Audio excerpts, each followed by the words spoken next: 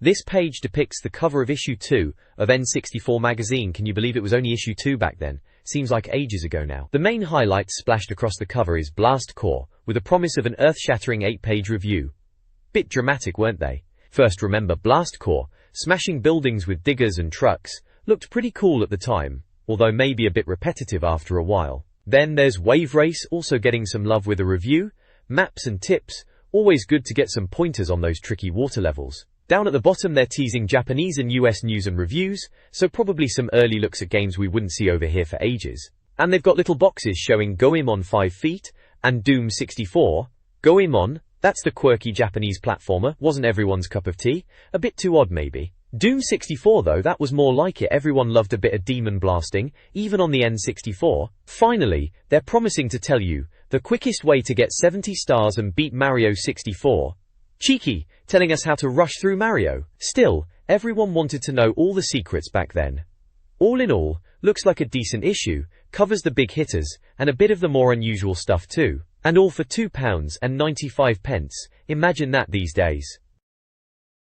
This page is the welcome page to the second issue of N64 Magazine back in May '97. The editor, Jonathan Davies, kicks things off talking about Blast Corps, saying he was surprised by it and even started to regret playing it at first as it was quite difficult having to save the world from nuclear catastrophe and all that. But he got into it and finished it eventually, saying it's a fine game and worth the money if Nintendo dropped the price a bit in the UK. He mentions Wave Race 64 is also out and reckons it's amazing with its realistic waves and tough racing. The page also has these 10 bullet points, promising what the magazine is all about. Number 1 says they know the N64 is the best console and the games are incredible. Number 2 says they'll review all the new games from Europe, America and Japan.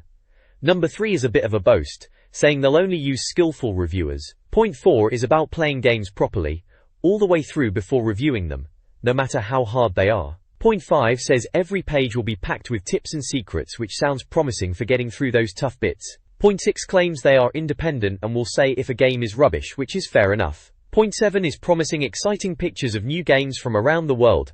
Must have been hard to get hold of back then. Number 8 says they won't waffle on if they can write interesting stuff or show cool pictures. Number 9 is that they'll give advice on all aspects of N64 gaming, whenever you need it. And point 10 is that the magazine will be everything a Nintendo 64 fan could possibly want, every month.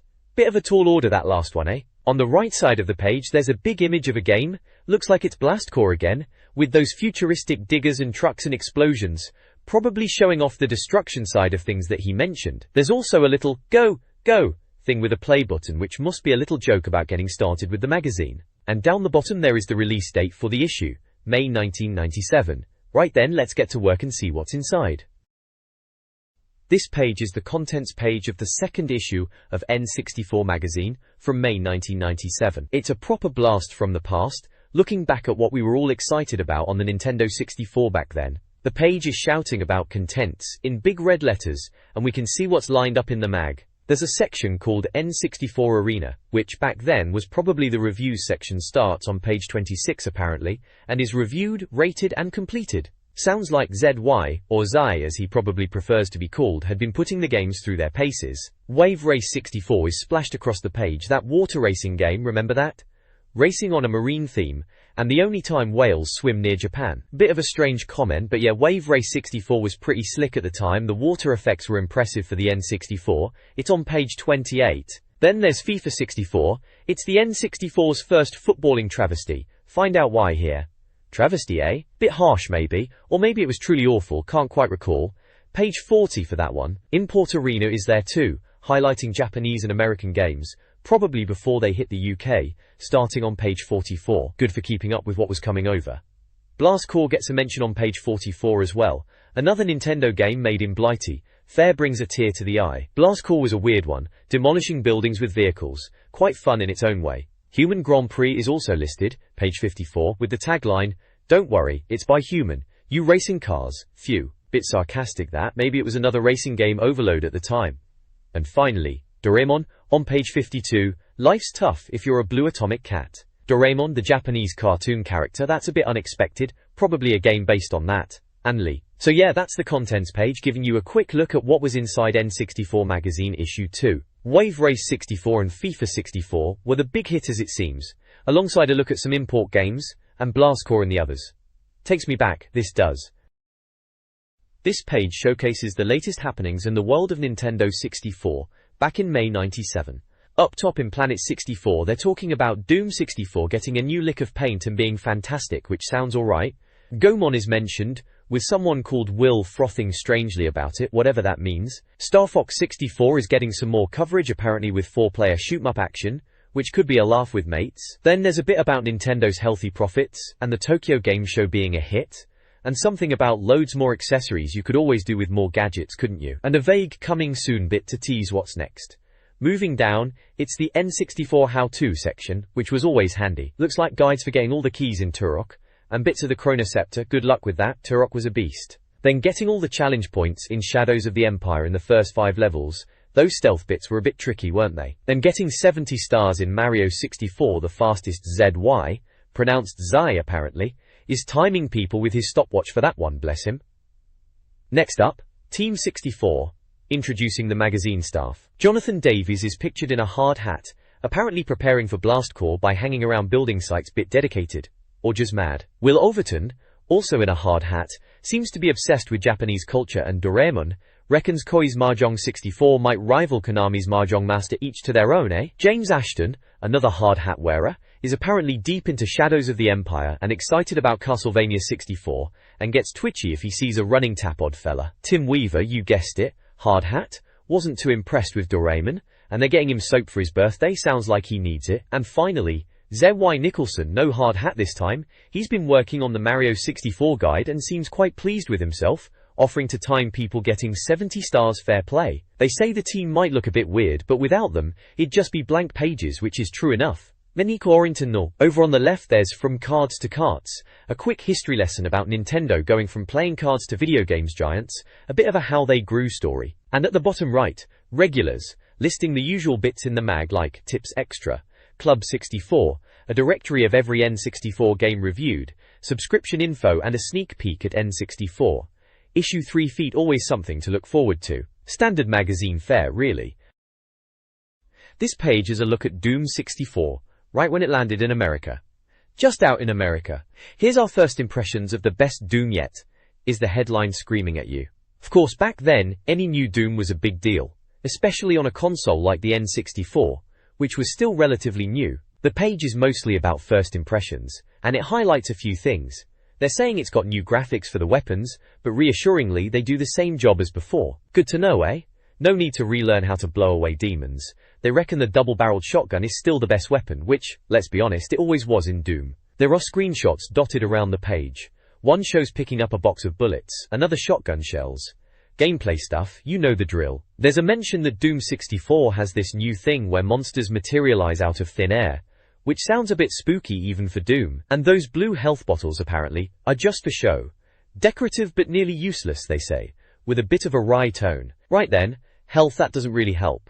Din cheers chaps, checkers. They also mention around level 12 you get some new weapons.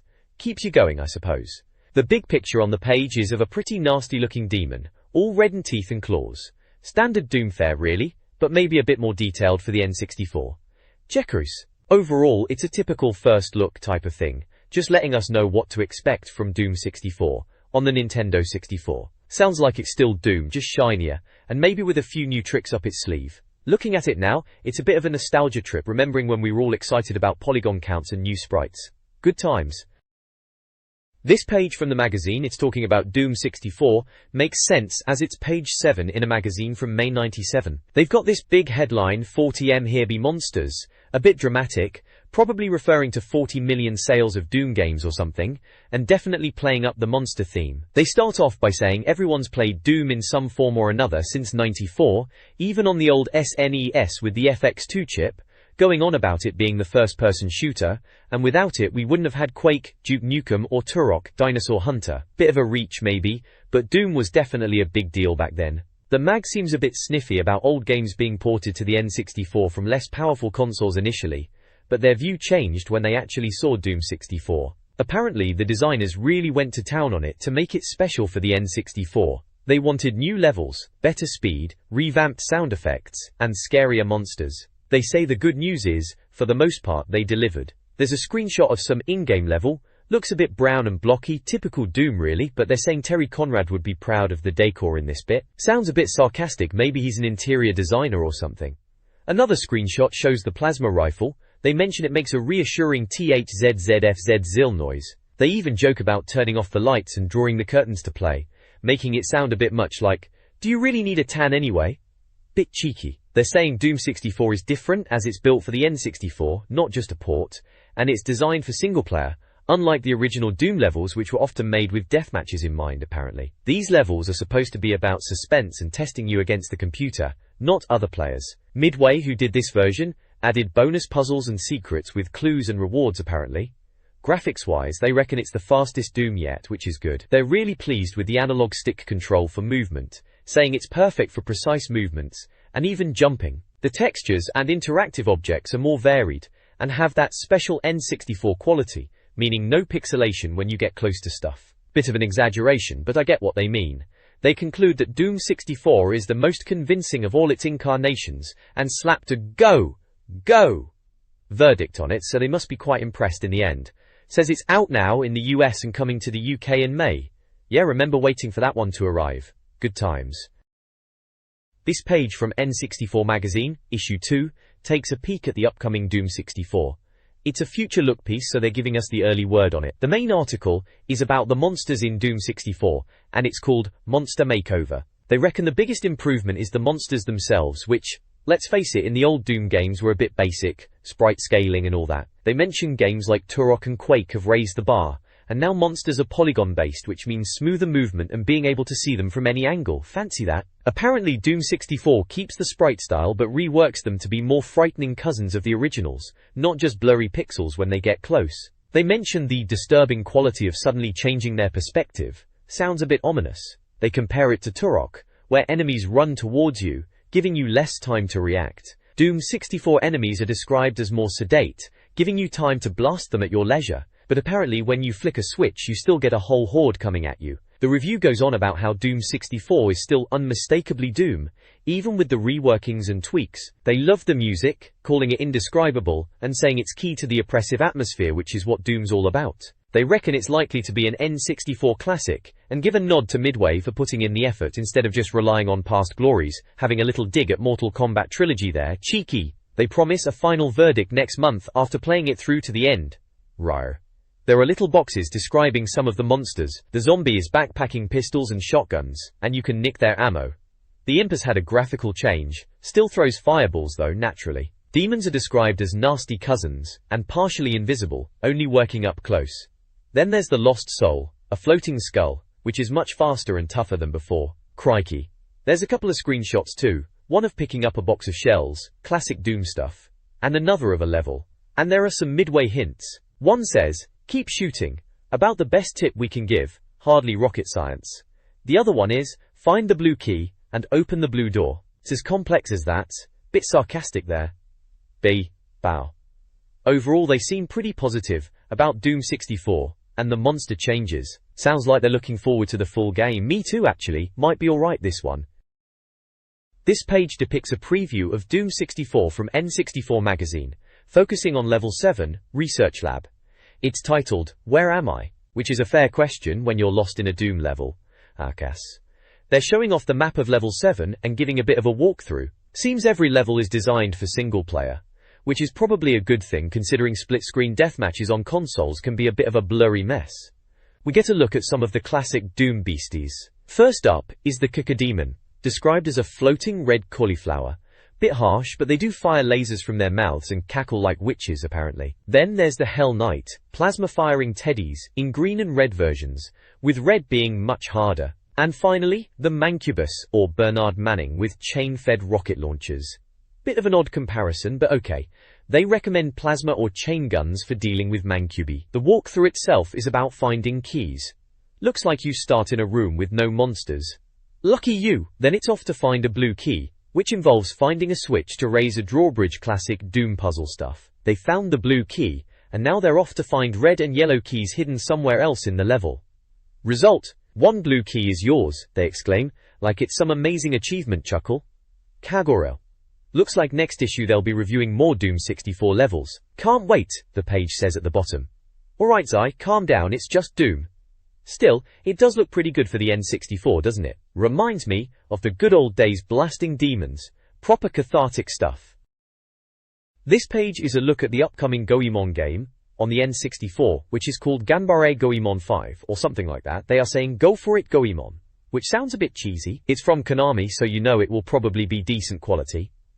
Gore. There are some screenshots showing the game in 3D, which is a big deal at the time, as everything is going 3D mad. They reckon it's set in 16th century Japan, Edo times as they call it, and it's supposed to be a bit like Mario in 3D. They are calling it Mario-esque platform sections. Sounds a bit derivative if you ask me, but Goemon games have always been a bit quirky. Apparently you can still wander through towns and goose geisha girls, which, well, alright then. It mentions your sidekick Ebimaru, and others like Sasuke and Yae, who is a ninja mermaid girl, which is a bit bonkers. They are fighting the new Momoyama shogunate, who want to turn Japan into a musical. It's all very Japanese, and a bit nuts to be honest.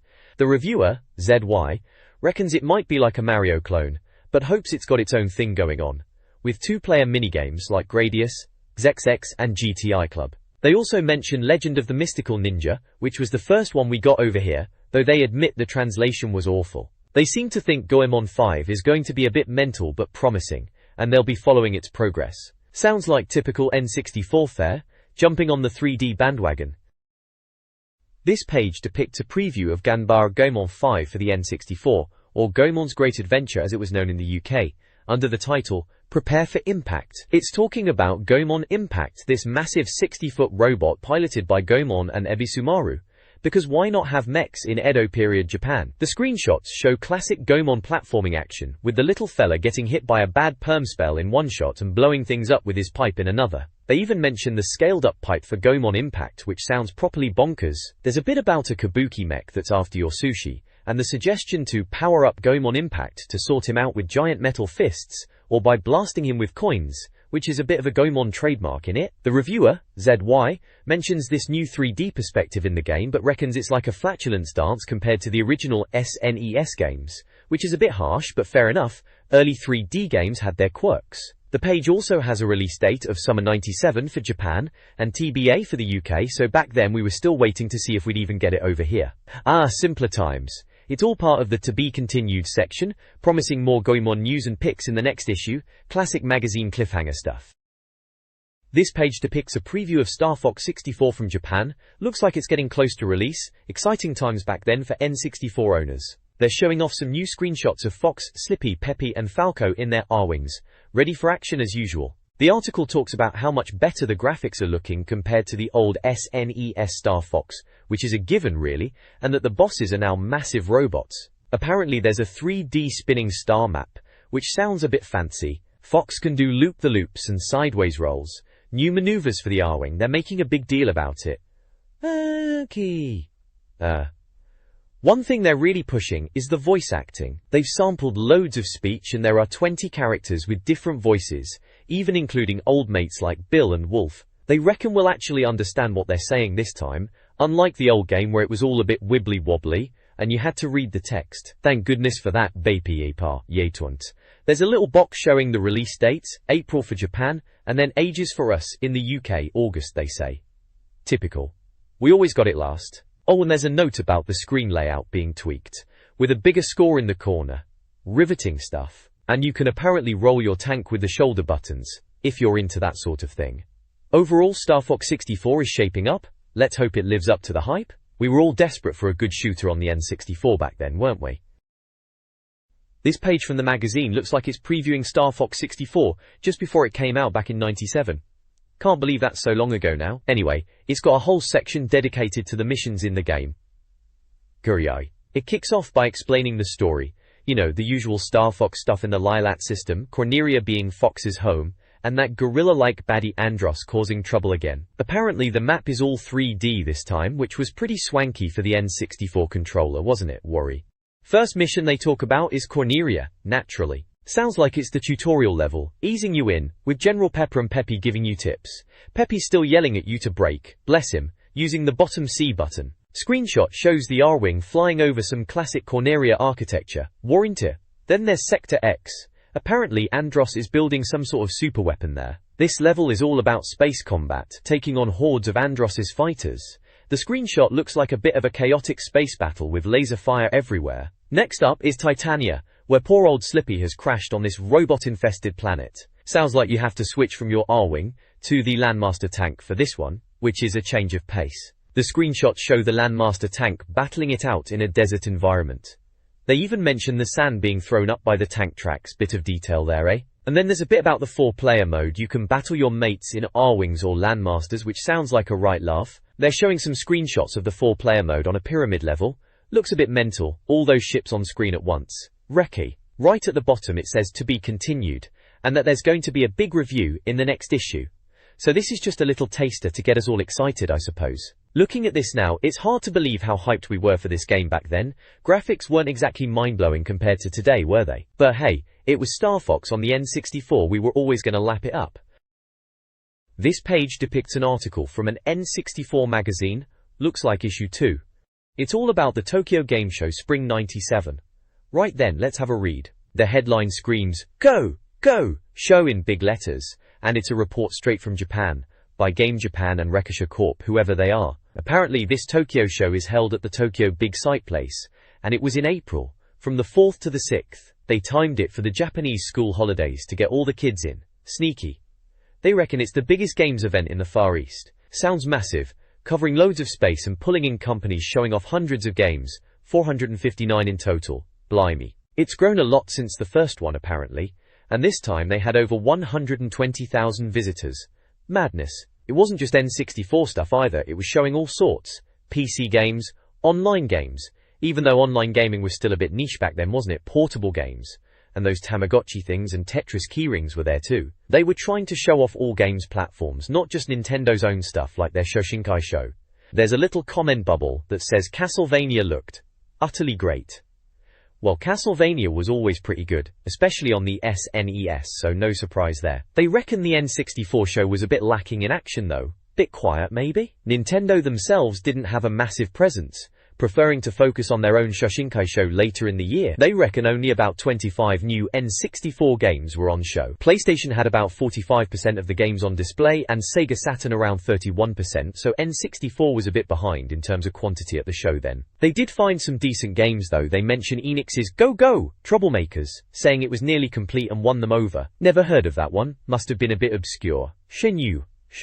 Down the side there's the usual magazine staff list, editor Jonathan Davies, art editor Will Overton and all that lot. Advertising manager Joel Paget is in charge of the ads, naturally. Subscription details and contact info are there too, for anyone wanting to get it delivered, back in the day before internet subs were really a thing for magazines. This issue was on sale Thursday the 24th of April, and the next one was due out on the 22nd of May. Right, that's that page summarized then. This page from an old N64 mag, looking like it's straight out of '97, gives us a peek at the Tokyo Game Show. Apparently, N64s were like gold dust back then, but they still managed to find a few games to show off. Castlevania 64 is the star of the show, with everyone saying it looks brilliant and is due out in Japan in May. There's a bit about Go Go! Troublemakers, sounding like it was nearly finished. Hudson seemed to have completely revamped Bomberman for the N64, calling it Baku Bomberman and going all 3D on us, completely different to the maze games we knew. There's a picture to prove it. Goemon 5 was playable but very early. Multi-Racing Championship is mentioned, a 3D racer, yes, with cars, fancy that. Rev Limit sounds impressive, and Top Gear Rally is teased for a future issue. We also get a nod to Virtual Pro Wrestling and Wild Choppers, you know, wrestling and helicopters. And for the footy fans, J-League Dynamic Soccer, sounds like Super Soccer but with, shall we say, larger players. Officially licensed too. And get this, they're even talking about a Donkey Kong TV show, using this motion capture malarkey. Right then. Seems Nintendo were making a fair bit of dosh. Billions of yen, although profits were slightly less than hoped for. Oh well. Poor them. The Tokyo Game Show is going to be a regular event, spring and autumn, next one's in September. So there you have it, a snapshot of the N64 scene back in the day. This page from N64 Magazine harks back to the days when the N64 was the shiny new console on the block. It's a look at some of the accessories you could splash your cash on to enhance your gaming experience, or maybe just lighten your wallet. First up, there's a 55-in-1 game keychain for a mere £8. Sounds like one of those impulse buys you'd see by the till. It boasts about 55 variations of 4 games, including Tetris, and something called a centipede variant. They even mention a competition to win one. Fancy that. Then we get into the proper gear in the new goods section. The arcade Shark controller. Blimey, that's a hefty £60, more than some games cost. They reckon it's built like a tank, and good for games like Pilot Wings. 82% approve, apparently. Next is the SuperPad 64 Plus, for half the price at £30. They say it's better than the standard Nintendo pad, and good for games like Perfect Striker. 86% rating, not bad. Warrington Jura. Following on, there's the Pro Gamepad for £30 too, aiming to be a cheap knockoff of the official pad. Only 35% approval though, ouch. Seems reviewer ZY wasn't too impressed, suggesting you stick with the real deal. Memory was always a pain back then, and here we have 1 megabit memory packs, for £20 from Spook, Daytel and Blaze. They all seem pretty similar, and they mention being useful for memory-hungry games like Turok. 95% approval. Essential bit of kit really. Lastly, and a bit bizarre, are the Nintendo 64 mouse mat for £6, and the Nintendo 64 wristpad for £7. Mouse mat features Mario, Bowser, Wave Race 64 and Mario Kart. Wristpads, well, they're wristpads, and even the reviewer seems a bit unsure if they're actually needed, giving them a rather low 45% approval. But, well, honestly, they say, which sums it up quite nicely. Overall, a mixed bag of goodies to tempt N64 owners back in '97. This page showcases a few bits and bobs for the N64 gamer back in May '97. There's a mention of a new magazine called Connect. Apparently it's for internet-conscious N64 owners, which sounds a bit forward-thinking for the time, doesn't it? They're even giving away a CD-ROM with the first issue. Fancy that. Venulsa, Sasei. Then there's a piece on using import games. Apparently your Japanese or US games might not work on your UK N64. Sneaky Nintendo. But fear not. Adapters are starting to appear. They mention Wave Race 64 as one game they've tested. And for the adventurous, there's a scary-sounding suggestion of modifying your console with a soldering iron to make it play imports. Blimey. May! Moving on to accessories, there's a posh N64 system carry case DLX for £30. Bit steep for a bag if you ask me, but it does sound like it has all the bells and whistles with dividers and pockets galore for your cartridges and controllers, and even a spot for your N64 magazine. They reckon it's a 79% good buy. Hattie. If you're after better picture quality than that fuzzy RF lead, they talk about AV/SCART and S-video cables from Spook. The AV/SCART option is £8, and the S-video one is £7. S-video gets a 90% rating. Great, they say. The standard system carry case is a cheaper option at £15, but it's a bit basic, and only scores 62%. Lastly, there's an N64 control pad carry case for £13. Seems a bit much just for a controller bag, even if it does match the posh DLX case, and gets a 65% rating. Eeg. Finally, there's the N64 board, which looks like their office notice board. It's got bits and pieces pinned up, like a postcard from Lisa about a dinosaur fact, a picture of Mario mislaid apparently, and some tea bags. Bit random in it. There's also a picture of Jonathan in Tokyo, a fat cat, and a photo from On the Buses. Looks like James from Future Publishing won some video game competition and got a certificate. And they're asking for readers to send in stuff for the board to fill up the awkward blank space. Right at the bottom it mentions the magazine office is piling up with stuff for the N64 board. Sounds like typical magazine office chaos to me. This page depicts an article from N64 Magazine previewing the game Mace for the Nintendo 64.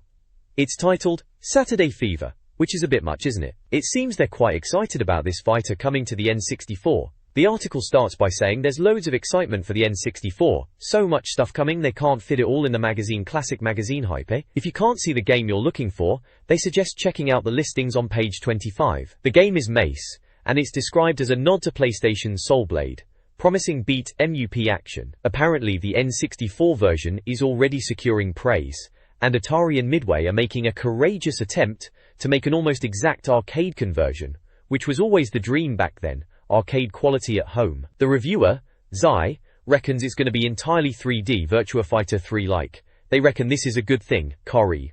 There are screenshots showing off the game. One shows Executioner fighting Taria, another Takei fighting Namira in some grand arena, and another of Ragnar and Mordos Cool battling it out. They point out, these arcade shots prove the game's 50-worthy violence, Remember spending all your pocket money in the arcade? The article mentions Mace has 11 fighters, reduced from 30 in earlier development, which they say includes some interesting personalities.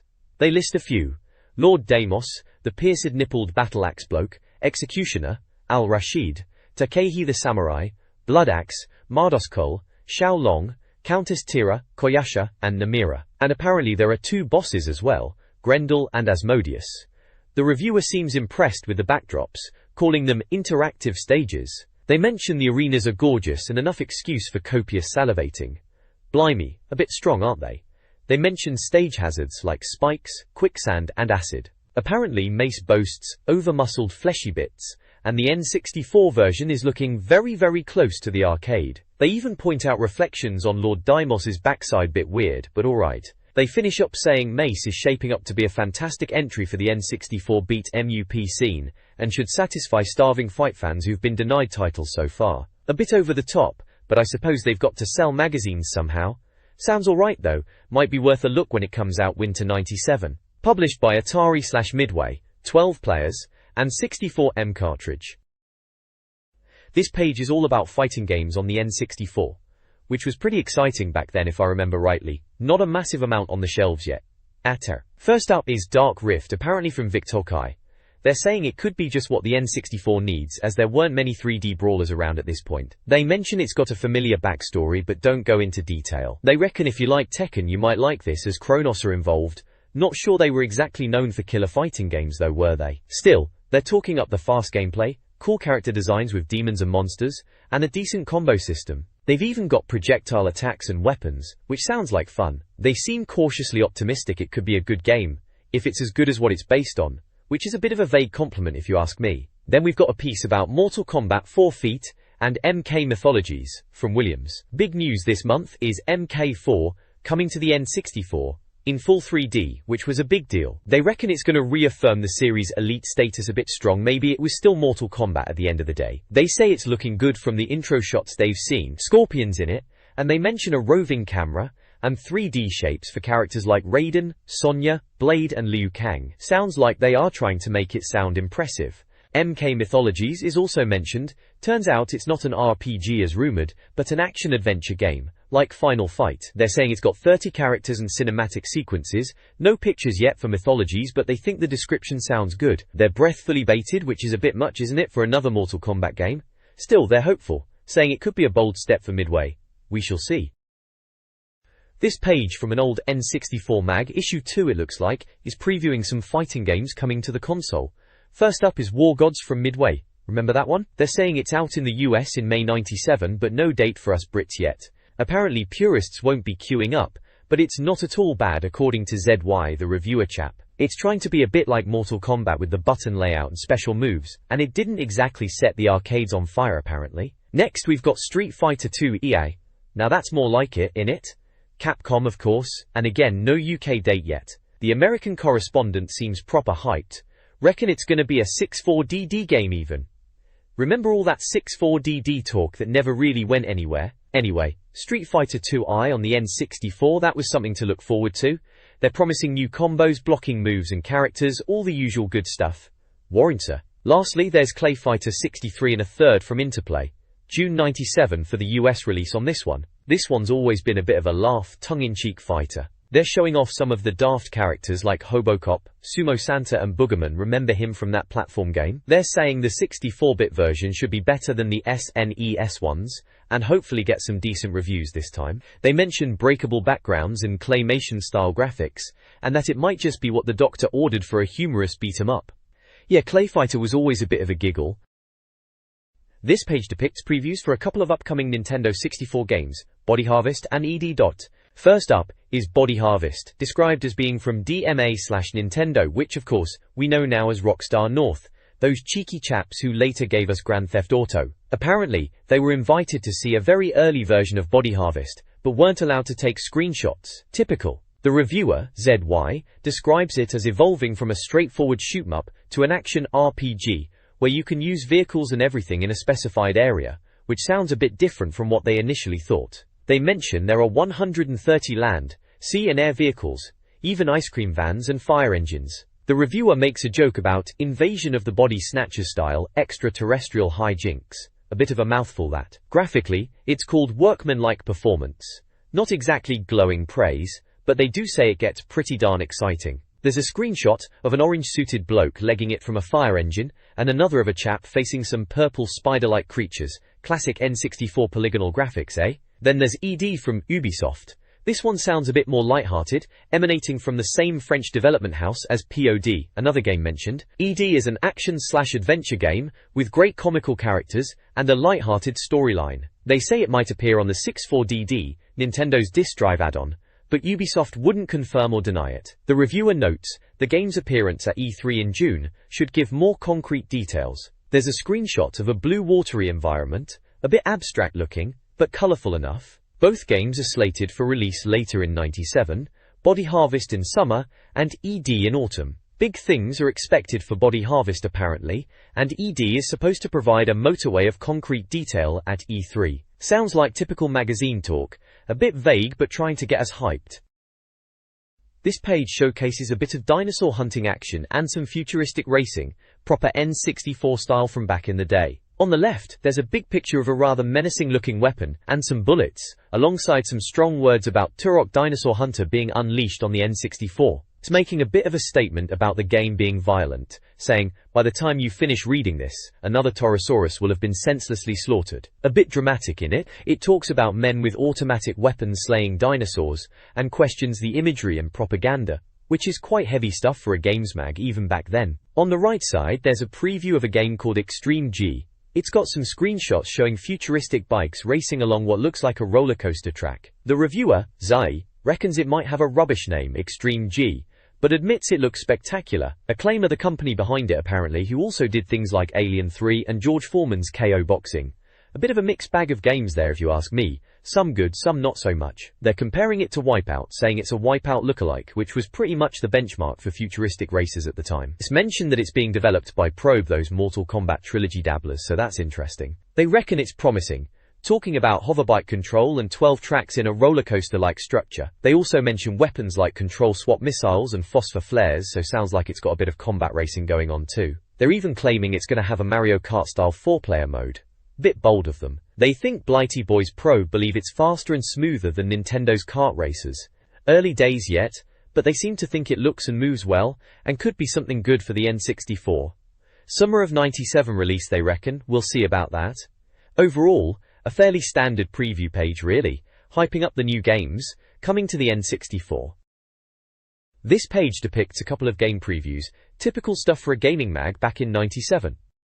First up there's Baku Bomberman for the N64. Seems Hudson are having a crack at bringing Bomberman into 3D. They reckon it's about 50% done, working title and all that. It's looking like a top-down sort of 3D, and they're saying it'll have puzzle elements and secret passages, the usual Bomberman stuff. Apparently they're hoping to keep the multiplayer tension of the older games, which is what Bomberman was always about really, wasn't it? They're even thinking about 8-player action if you can believe that. The screenshots are a bit fuzzy, but you can see it's Bomberman in a 3D world, looks a bit different, let's see how it turns out. BE.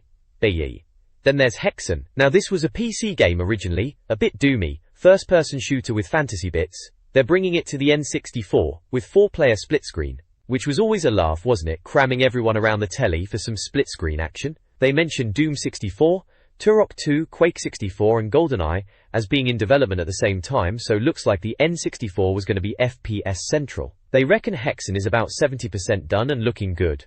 The screenshot shows some kind of monster, looks suitably grim. There's also a bit called An Ear to the Ground, talking about what was going on at the Tokyo Game Show.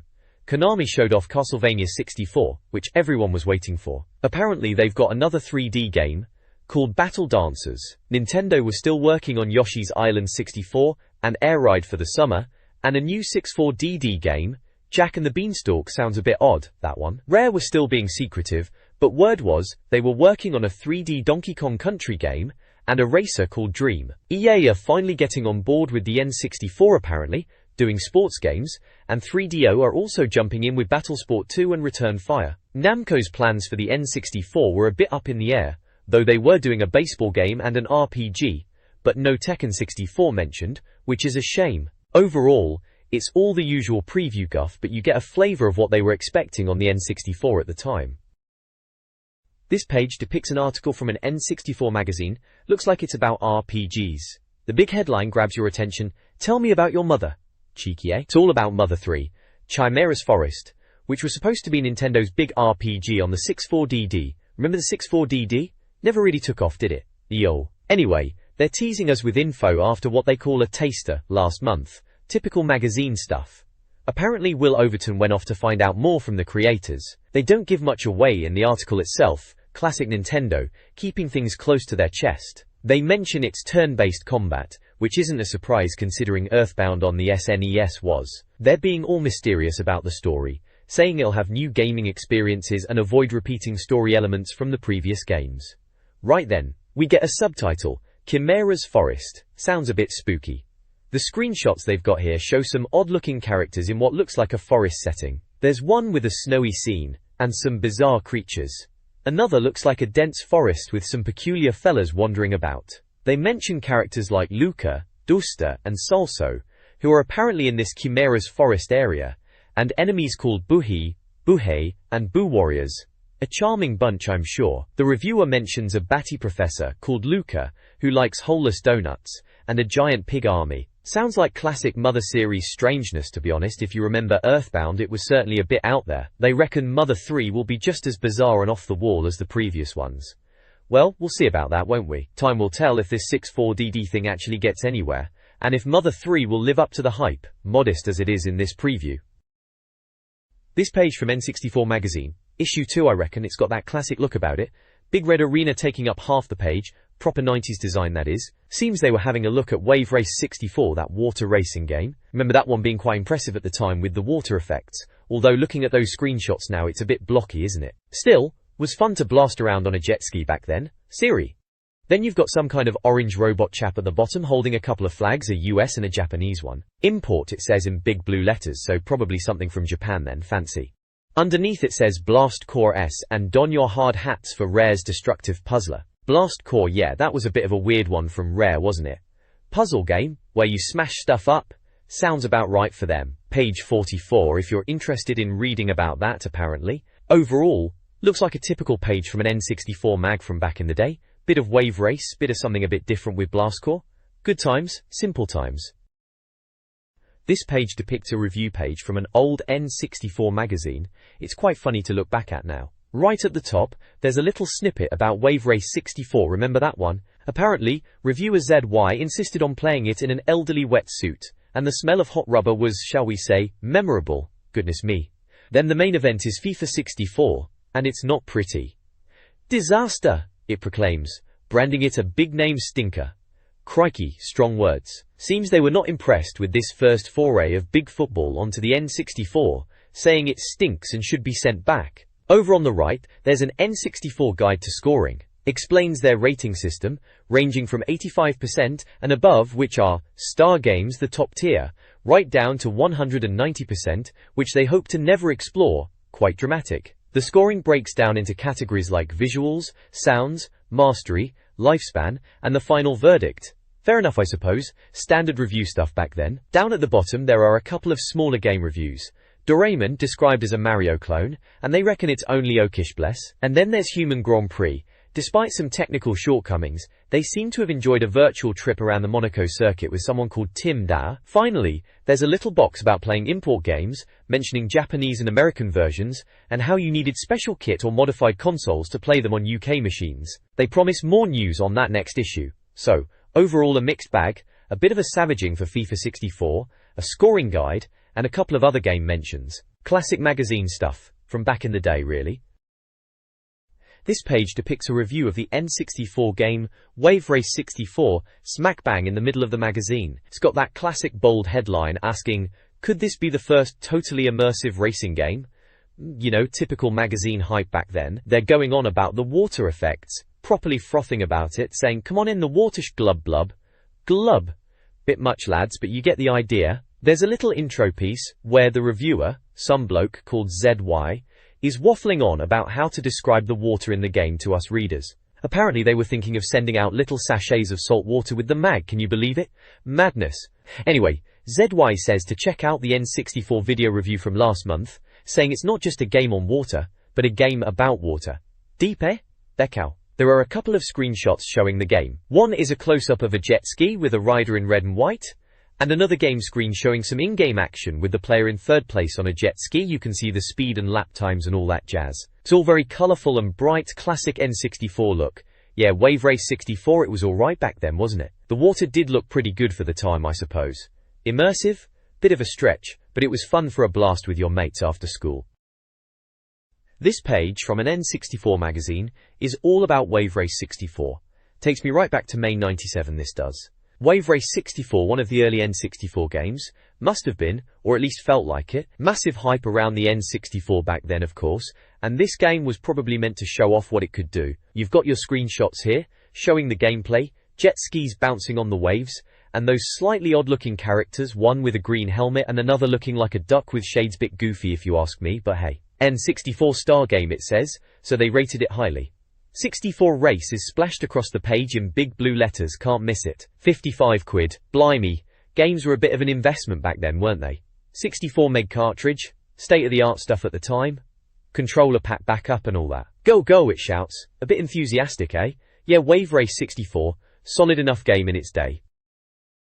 This page from N64 Magazine, crikey, issue 2, takes me right back.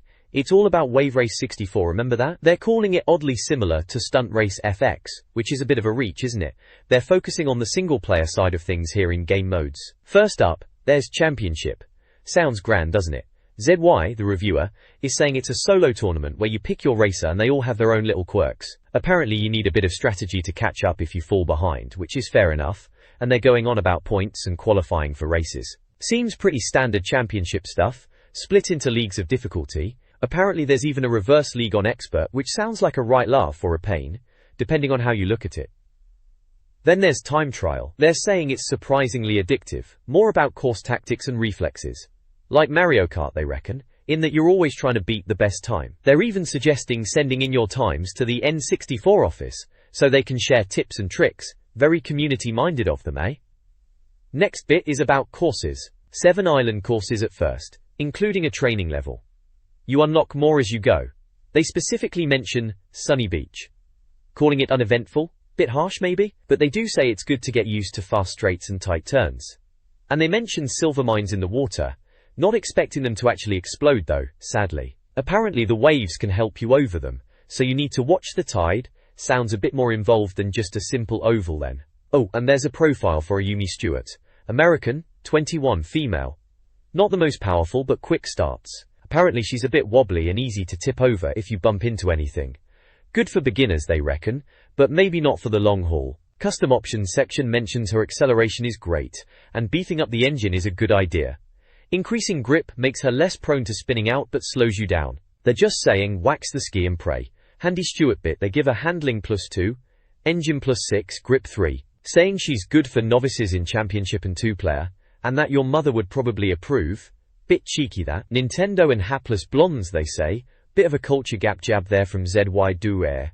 Yeah, standard sort of preview page for a new game back then, building up the excitement. Wave Race 64, it was a looker, wasn't it? Good times. This page from N64 Magazine, right, takes a look at Wave Race 64. Ah, Wave Race. Who'd have thought jet skis could be so much fun on the telly, eh? Yes? They're talking about the 2-player battle mode, saying it runs at the same speed as the single player, even with the split screen. Apparently you might lose some of the fancy details like seagulls and mist, but who's really looking at seagulls when you are trying to beat your mate, right? The reviewer, ZY, reckons that if you get a lead you should slow down and do stunts to wind up your opponent. Cheeky, J say. Then there's the stunt mode. They reckon it's deep, with loads of stunts you can do. Things like stick twirls, riding backwards, handstands, all that jazz. Apparently, each course has a special stunt mode variant, where you get judged on your flair. Sounds like a bit of fun if you're into showing off. All that, eh? They also highlight Ryota Hayami, one of the racers. Japanese fella, age 18. Seems he's the all-rounder, good for beginners. They've even got some custom options, and advanced Hayami settings, to tweak his performance. Apparently you can soup up his engine, and his handling is a bit tight to start with, but lowering it is good for overall performance. There are a few gameplay screenshots dotted around the page, showing the in-game action and the user interface. You know, the usual speedometers, lap counters and all that. Lastly, there are a couple of little tips. One about respecting the draft of your ski for cornering, and another about a bore current on the last straight. Seems like they're really trying to get you up to speed with the game mechanics. Good times, good times. This page from N64 Magazine looks like we're having a gander at Wave Race 64, doesn't it? It's got these courses sections, Sunset Bay and Drake Lake. Sunset Bay sounds a bit fancy with its Lucasade Ocean and lazy dusk sky. Very poetic for a water racing game, innit? They're saying you need to learn to gauge turns, especially 90-degree ones. There's a tip about arrows on harder leagues to help you line up your ski in mid-air. Sounds a bit try-hard, but alright. Then there's Drake Lake, described as an inland lake for testing skills. Visibility is mentioned as an issue, and it talks about reeds slowing you down and using course knowledge. There's a tip about cutting inside a yellow buoy and taking the next corner wide for a slalom, which sounds like the kind of thing you'd be fiddling about with to shave off a few seconds in time trial. On the left we've got a profile for a character called Miles Jeter, a Canadian chap, age 24. Apparently they call him Mr. Tight Circle because he's good at corners. Bit of a boastful name, isn't it? They say his steering is hypersensitive and can scare smaller players, which is a bit much. Custom options are mentioned to severely compensate for his handling, and that he's suddenly controllable by us mere mortals, which sounds like they're making excuses for him being a bit tricky to handle. Engine acceleration is apparently second to Ayumi's but could do with more top end. ZY reckons he's a specialist of the game and an acquired taste. Right then Zai. Below Jeter's profile there are head over heels stats for him, handling +6, engine +3, grip 3. They say he's ideal for experimenting with wild moves and pulling off stunts. Sounds like the sort of character for showing off rather than winning races maybe. There are screenshots dotted about showing the game in action with the player racing on the courses. You can see the speedometers and lap times and all that. Standard racing game stuff at the time. Down at the bottom for Drake Lake there's a tip about the slalom being straight on or you'll never recover, dramatic stuff. And another tip about 3D death crash being a thing and to find a clear line through wooden posts. On championship mode they say you might have to ignore the posts if you're fighting for position. Another tip suggests making the first 2 laps straight and cutting inside on the third. Alright, some helpful hints there for young gamers to get their teeth into. Typical magazine fodder for a new N64 game back then. This page showcases Wave Race 64, that water racing game on the N64. We've got some screenshots showing the gameplay. It looks like you are tearing around the waves on a jet ski, trying to navigate through the buoys. There's a section on how to play the slalom course, with tips on not missing buoys to keep your max power up. Apparently if you mess up a bit, you can still regain max power in the next section, which is good to know. Looks like some dogfighting tactic from Jeter is mentioned for sneaking past opponents. Then there's a profile of one of the characters, David Mariner, an American chap, age 32. They call him Big Wave Dave, and say he's the fastest jetman alive, slowly building up speed to go from last to first. Bit dramatic innit? Apparently he's got a comical froggy helmet. Sounds a bit daft, but each to their own. And his bio mentions he comes from some bizarre non-Euclidean dimension, where corners don't exist. Right you are, yeah. There's also a section on custom options for Mariner. They say to improve his engine dramatically towards dash, which sounds like a setting. Apparently, he can hit 130 km/h, but it's useless if you can't build up to it. They talk about a trade-off between top speed and quick recovery from corners, and mention grip and lighter steering can be good for advanced players. Finally, there's a time trial Mariner setup recommendation. Handling is 2, engine 5 and grip +3. They reckon this setup is a clock-eating monster, and that it will break all your previous records. Blimey, sounds promising. They call it a custom jobby, typical N64 magazine, bit cheeky.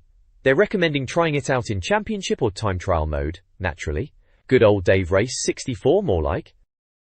This page from N64 Magazine issue 2, it's the N64 Arena section, and they're having a look at Wave Race 64, remember that? Big launch title. They kick off with Speed Start again, a nod to the classic Nintendo racing speed boost at the start line, something we all messed around with. Then it's on to courses, Marine Fortress and Port Blue. Marine Fortress is called the grimmest course, which is probably fair, remember those tight turns? They say you need to turn late and wide, which is solid advice. Screenshots look good for the time, that water was pretty snazzy. Runte. Hidden options mentions unlocking stuff after winning leagues, remember doing that to get all the extras. Versus battles with 3 buoys skipping and shouting Jeroff, sounds like a laugh, although maybe a bit much after a while. Change conditions shows the wave settings and misses, always a good bit of customization. Port Blue is next, described as an industrial course, faster and furiouser than Marine Fortress. Tunnels and tight corners are mentioned, and crashing in the tunnel blocks it,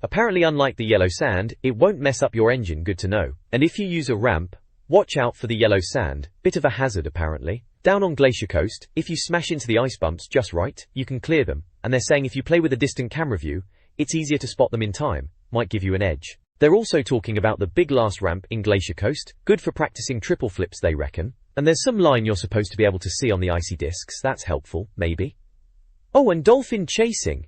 This is a bit of a hidden thing in Dolphin Park. If you follow the dolphin from the start, it does 2 circuits, going around the island, and the rock arch. Apparently if you copy what it does on the ramps, it'll let you know if you've done it right, by doing a somersault. Keep doing it and baby dolphins will follow you, and they even mention a rumor about a killer whale if you're really persistent, but they couldn't be bothered to try for 30 circuits, fair enough. They even joked that the dolphin messes up the stunts sometimes, typical.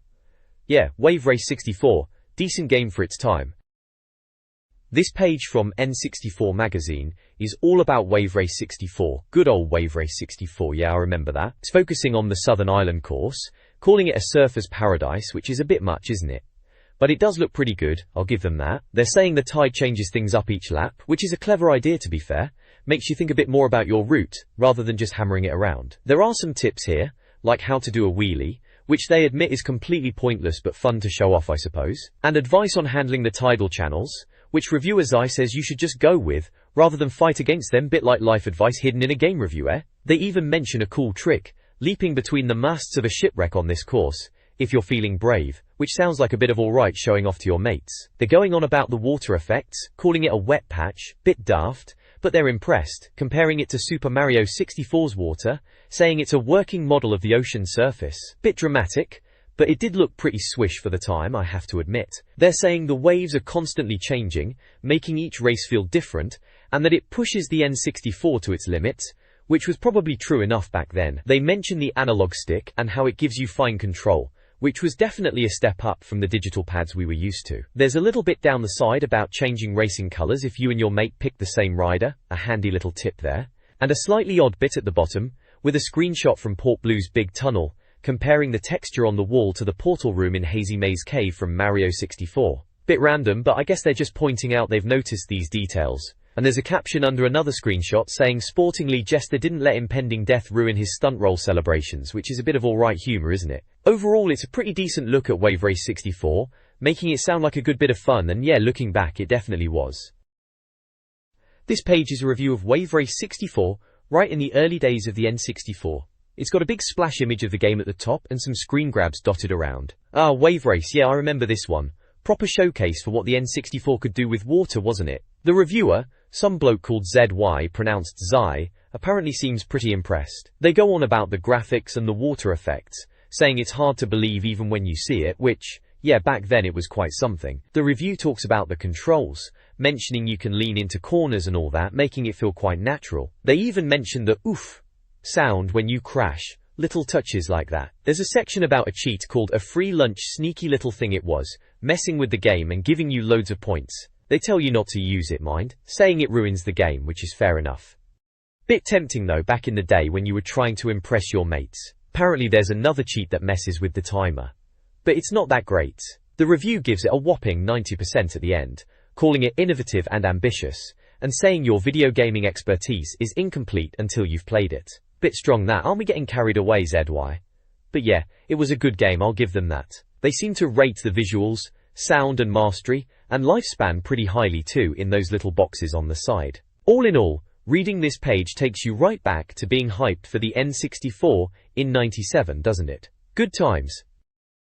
This page from N64 Magazine, issue 2, seems to be having a look at FIFA 64. Right then, do a job on them, it says at the top. Sounds a bit cheeky, doesn't it? It's talking about the tactics screens in FIFA 64. Reckon they're trying to say it's easy enough for anyone to get to grips with. Great job on them, eh? There's a section on team management, showing off the game's menus. Team strategy, team formation, and adjusting position are all there, with some blurb about tweaking your team's approach. Apparently you can fiddle with things like attack, allout attack, normal, defend, and allout defense. Sounds like your usual footy game stuff really, trying to give you the illusion of control. It mentions only 6 playing formations, and they're having a bit of a moan about the lack of a 532 formation and proper sweeper system, for Jimmy Hill's sake. Someone's a bit of a football purist, aren't they? Then there's starting lineup, which is apparently simple enough, just chopping and changing the player order. They reckon more effort should have been put into other areas though, and are asking where's the option to take your wingbacks down the field. Bit harsh maybe? Says there's very little freedom for individual movement.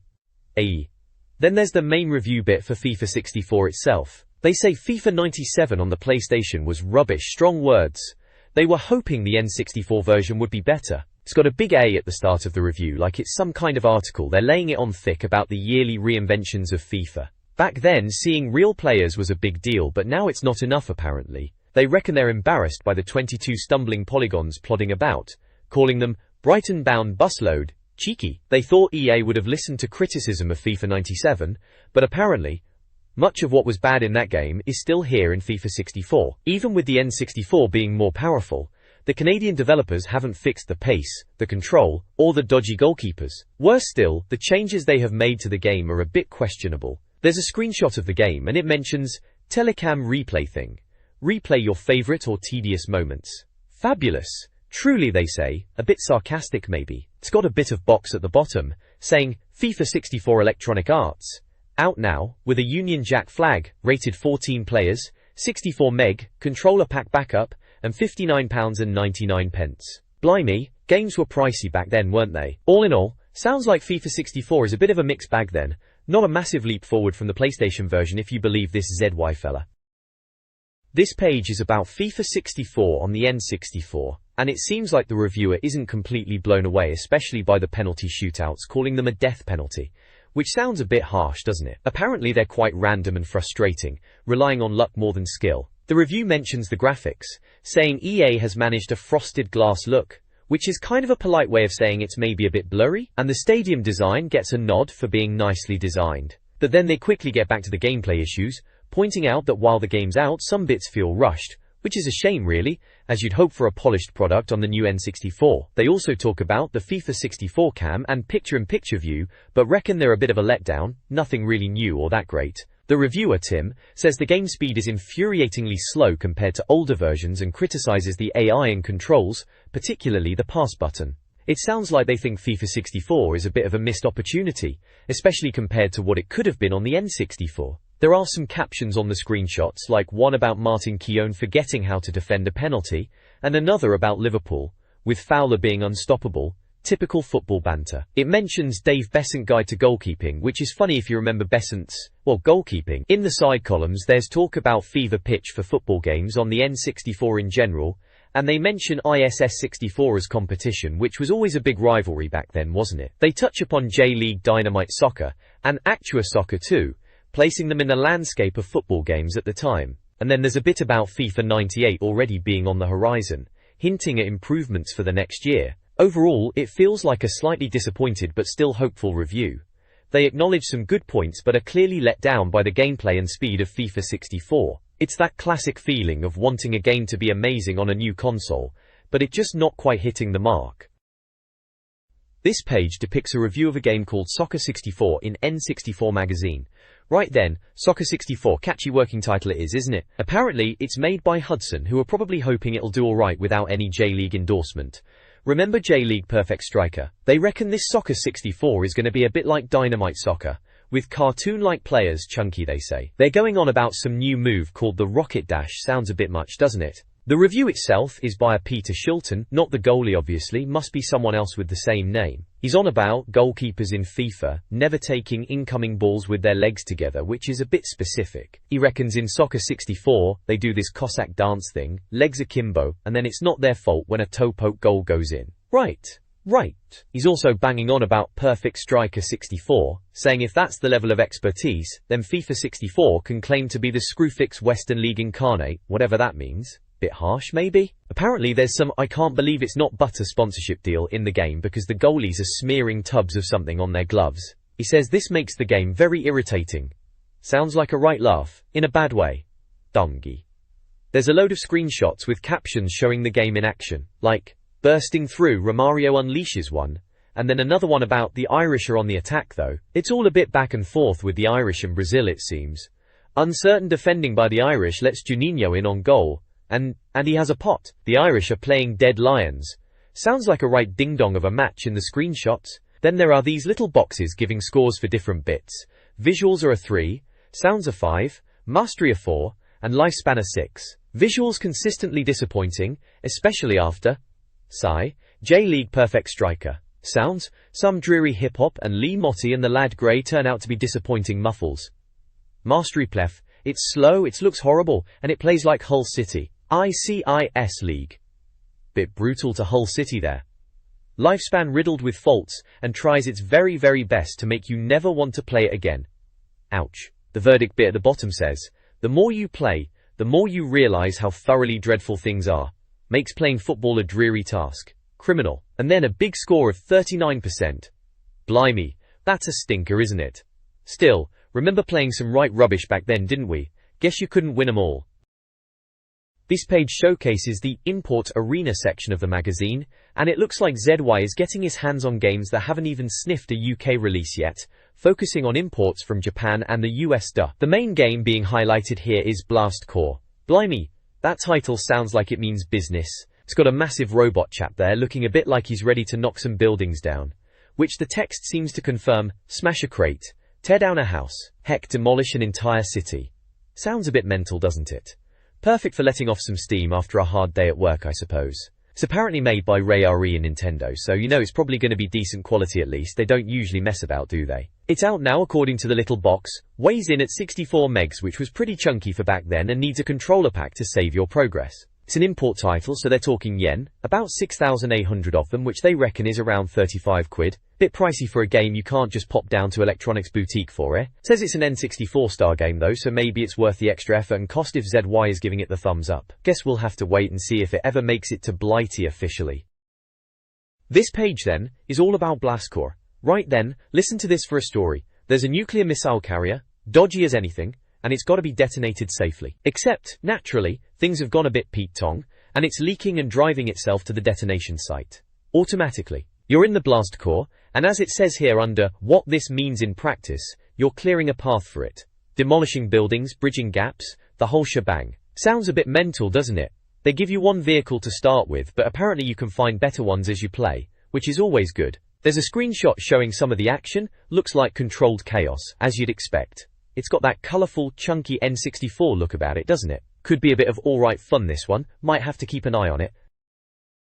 This page depicts a feature on Blast Corps, a game that was causing a bit of a buzz back then, wasn't it? It's talking about the globe, which sounds a bit odd, but it's the way they presented the levels. Apparently, you start with one mission, and then more blobs appear on this 3D globe thing as you complete them. Sounds like a way to keep you playing, I suppose. Cool. The main part of the page is about the vehicles you get to use in Blast Corps. They've got these little write-ups for 4 of them. The Ramdozer, the Sideswipe, the Ballista, and the Skyfall. The Ramdozer, that's your basic bulldozer. Apparently, it's good for pushing buildings over, or TNT crates, if the buildings are too sturdy. Easy to control, but a bit slow, and pushing TNT can be a pain. You use L and R for the horn essential, naturally.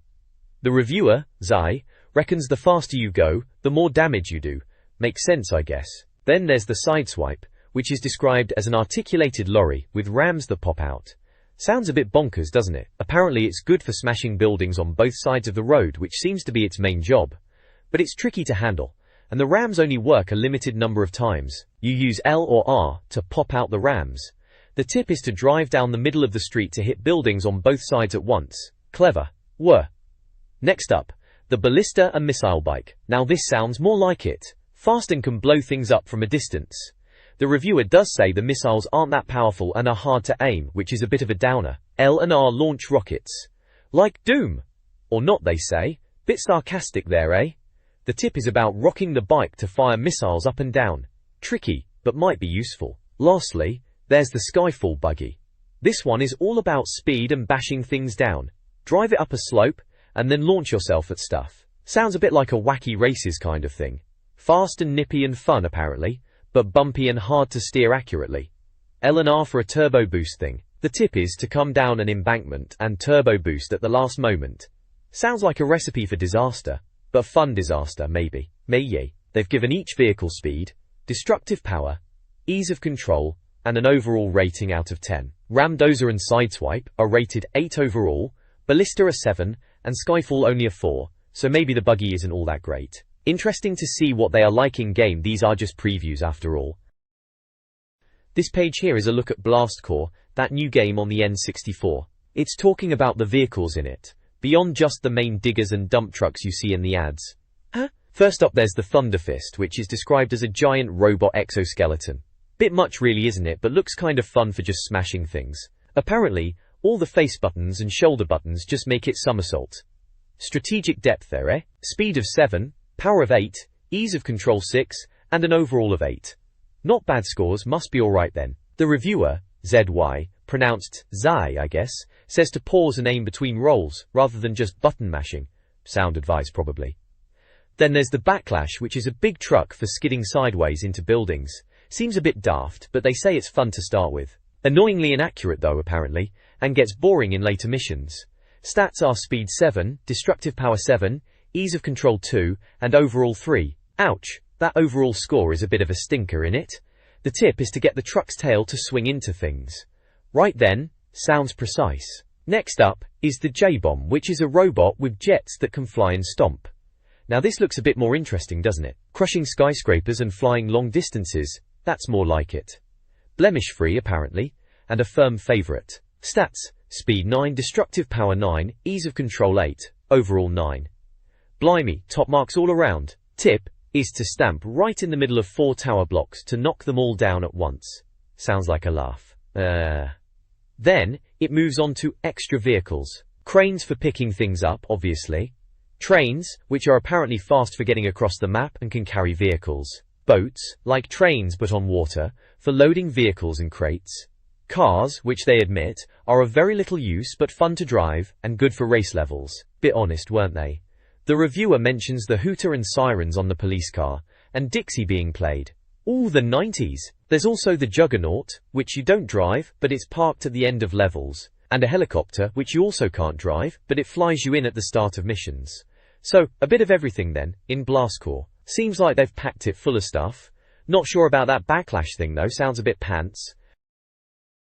This page depicts a sample mission for Blast Corps. Right then, let's have a look. It's showing off what looks like a tutorial level, sample mission 1, breaking the game down into steps with pictures and text, very helpful. Blast Corps, yeah, that was that game by Rare, wasn't it?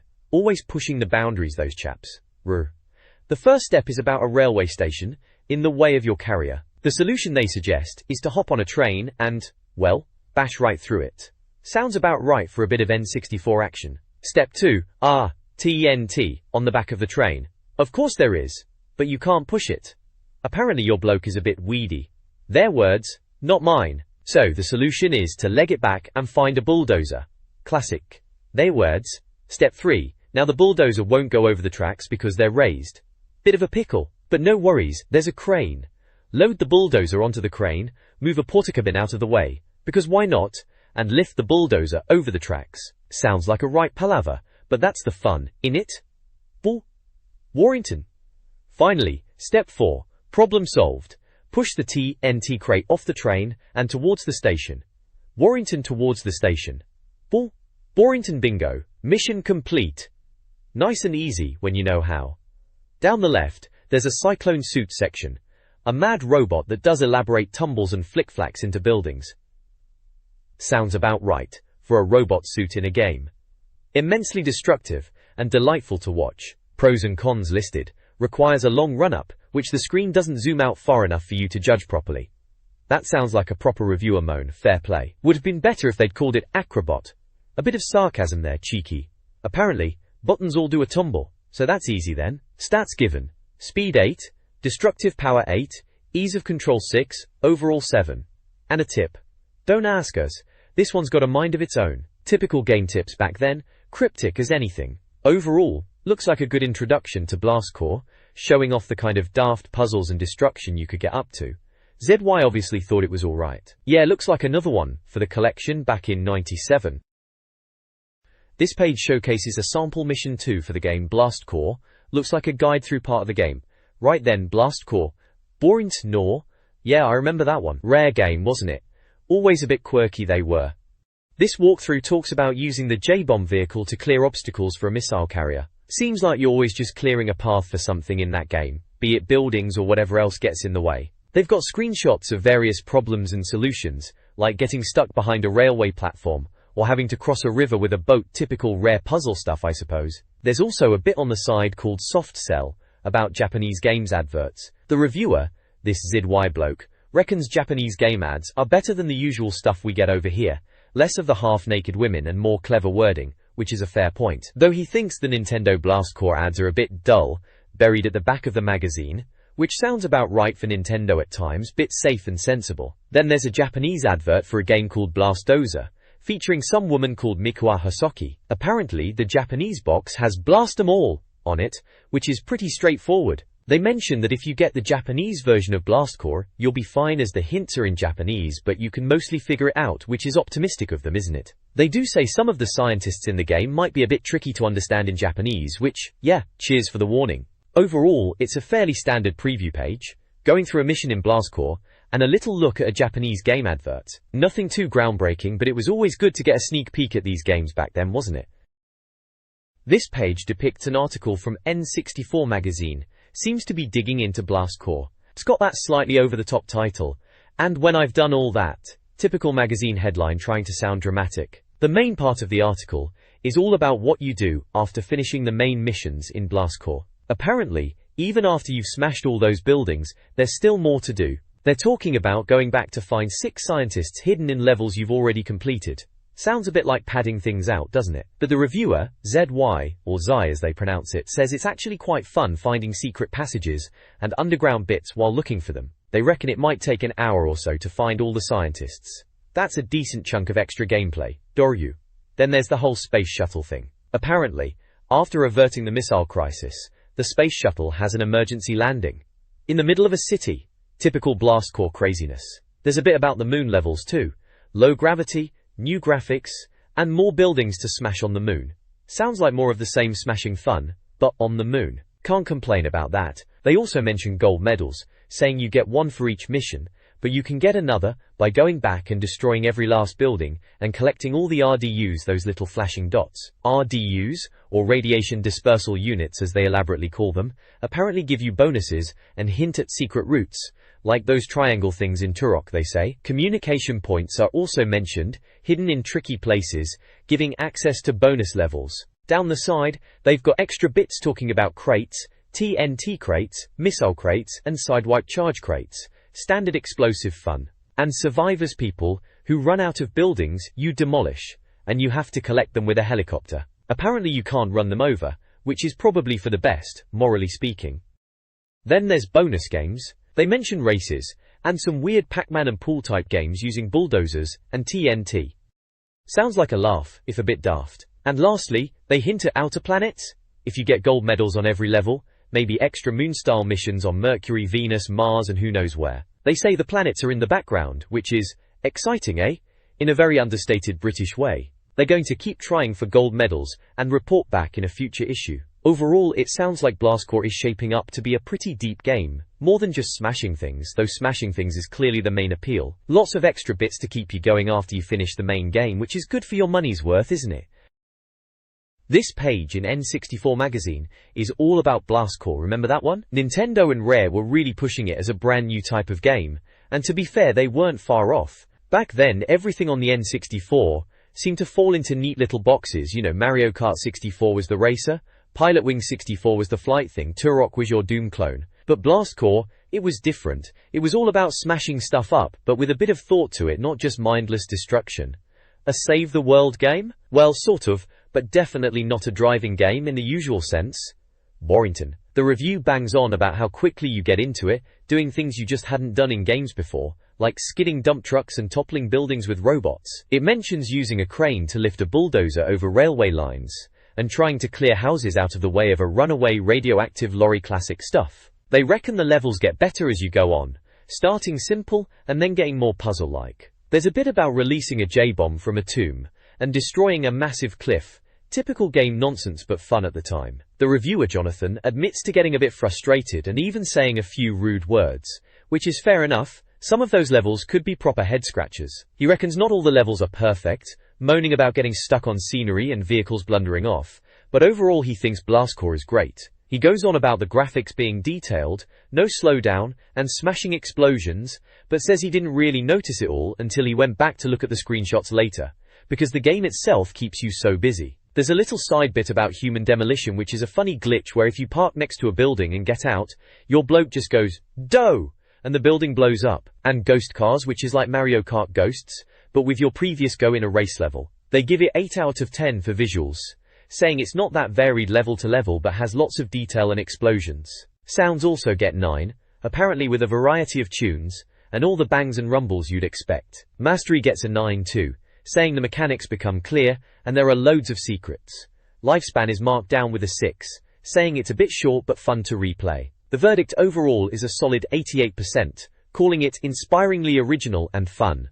Jonathan reckons it's another reason to love your N64. Apparently it was due out later that summer in the UK, they must have been writing this a bit in advance.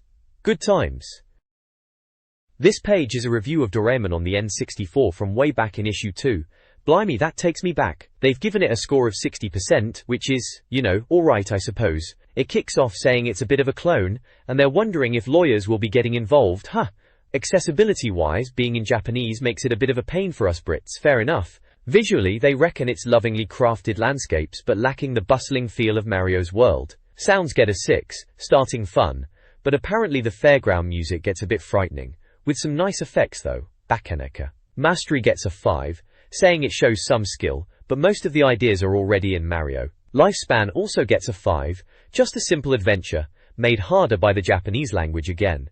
The verdict is that it's occasionally very good, but too often borders on the bland. Bit harsh maybe, but they're calling it as they see it.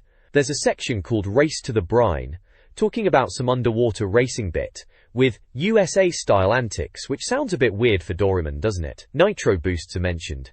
Then there's a remember bit, about beating a boss to get a power-up, saying it's like Mario's golden stars. Seems like everything gets compared to Mario in these reviews. Stars. The reviewer, Zai, reckons Doraemon is generous with its worlds, but enemies are a bit thin on the ground, making it feel like a tour more than anything else. They say it's like the video game equivalent of the Shetland Isles, eventually chucking in a few rabbits and a treasure chest to reward you. Nice touch of British humour there. Apparently there are racing cars and 4 playable characters with weapons and abilities.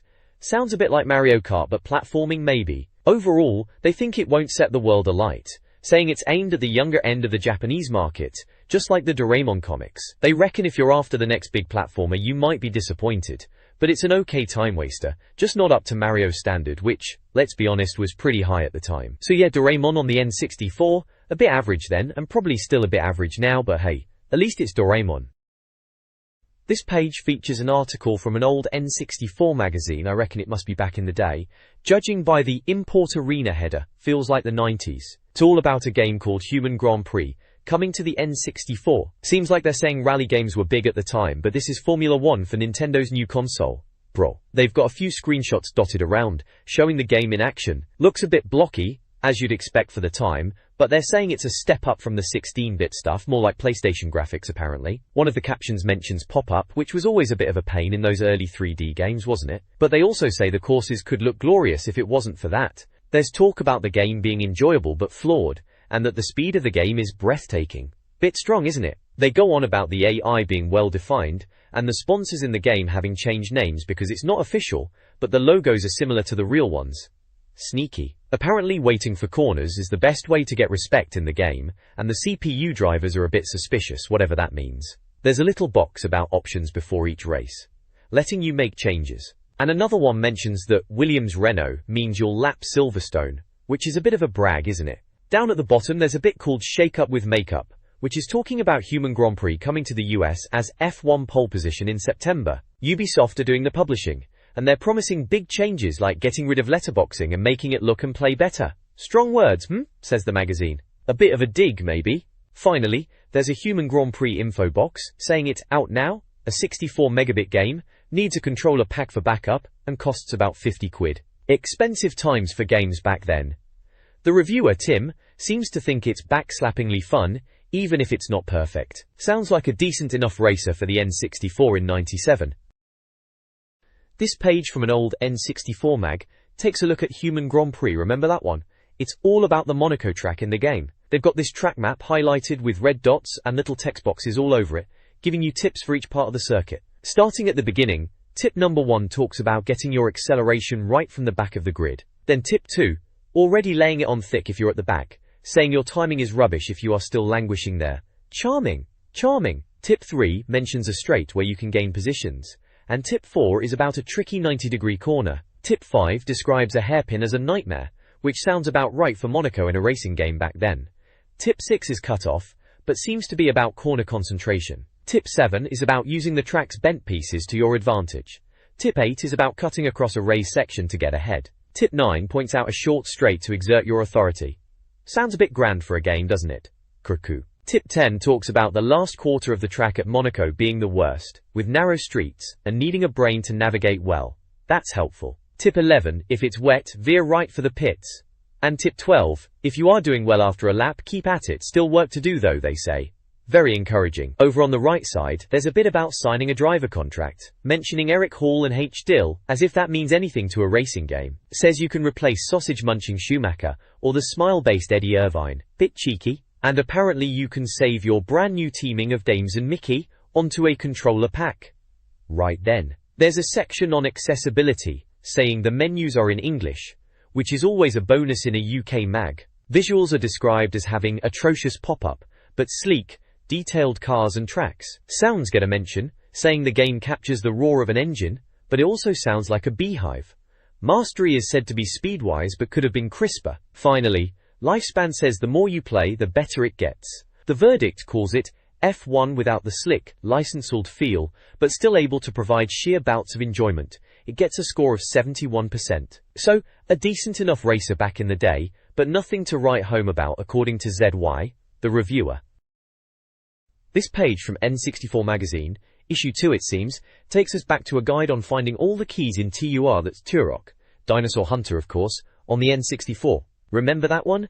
This is level 1, the hub ruins they are calling it, and apparently there are 6 keys and 1 chronoceptor piece to find. They reckon most of the level 1 keys are pretty obvious, naturally placed, and you can't miss it for the first one. Right, we'll see about that.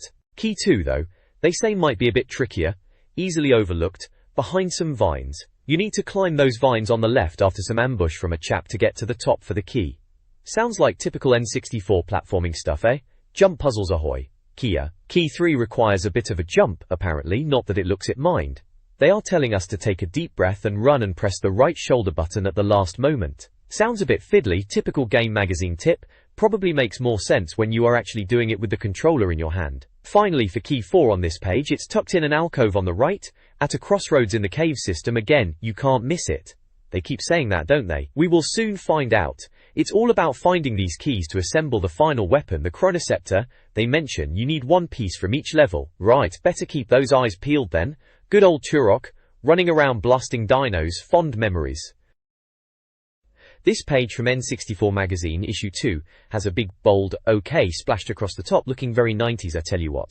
It's all about Turok, Dinosaur Hunter, which, back in May '97, was still pretty fresh and exciting on the N64. The article is titled, How to Find All the Keys in Turok Dinosaur Hunter, because, as they say, it's a tricky enough game as it is, and the last thing you need is to be stuck hunting for keys. Fair point really, those keys were always a pain. They're showing you where keys 5 and 6 are on level 1, plus a chronoceptor piece, which was one of those collect-em-all things back then. For key 5, they're talking about a column maze. It's not really that big, they say. A bit dismissive, weren't they always?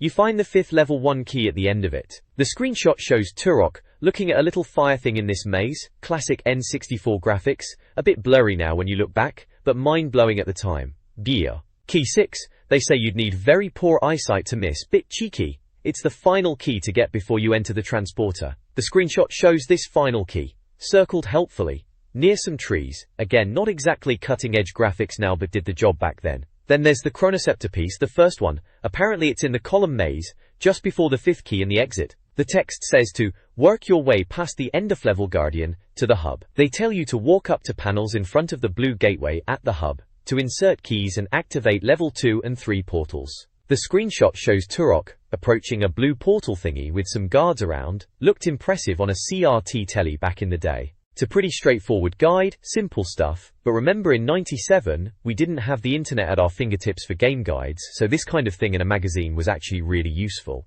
Go, go, it says at the bottom with a little green play button, very enthusiastic. May 1997, yeah, simpler times for gaming magazines. This page is a walkthrough for Level 2, The Jungle, on some N64 game. Looks like a first-person shooter, you know, the type that were all the rage back then. Seems like you're on the hunt for 3 keys and a chronoceptor piece in this jungle level. They've broken it down into sections for each key and the chronoceptor, with little screenshots and arrows showing you where to go.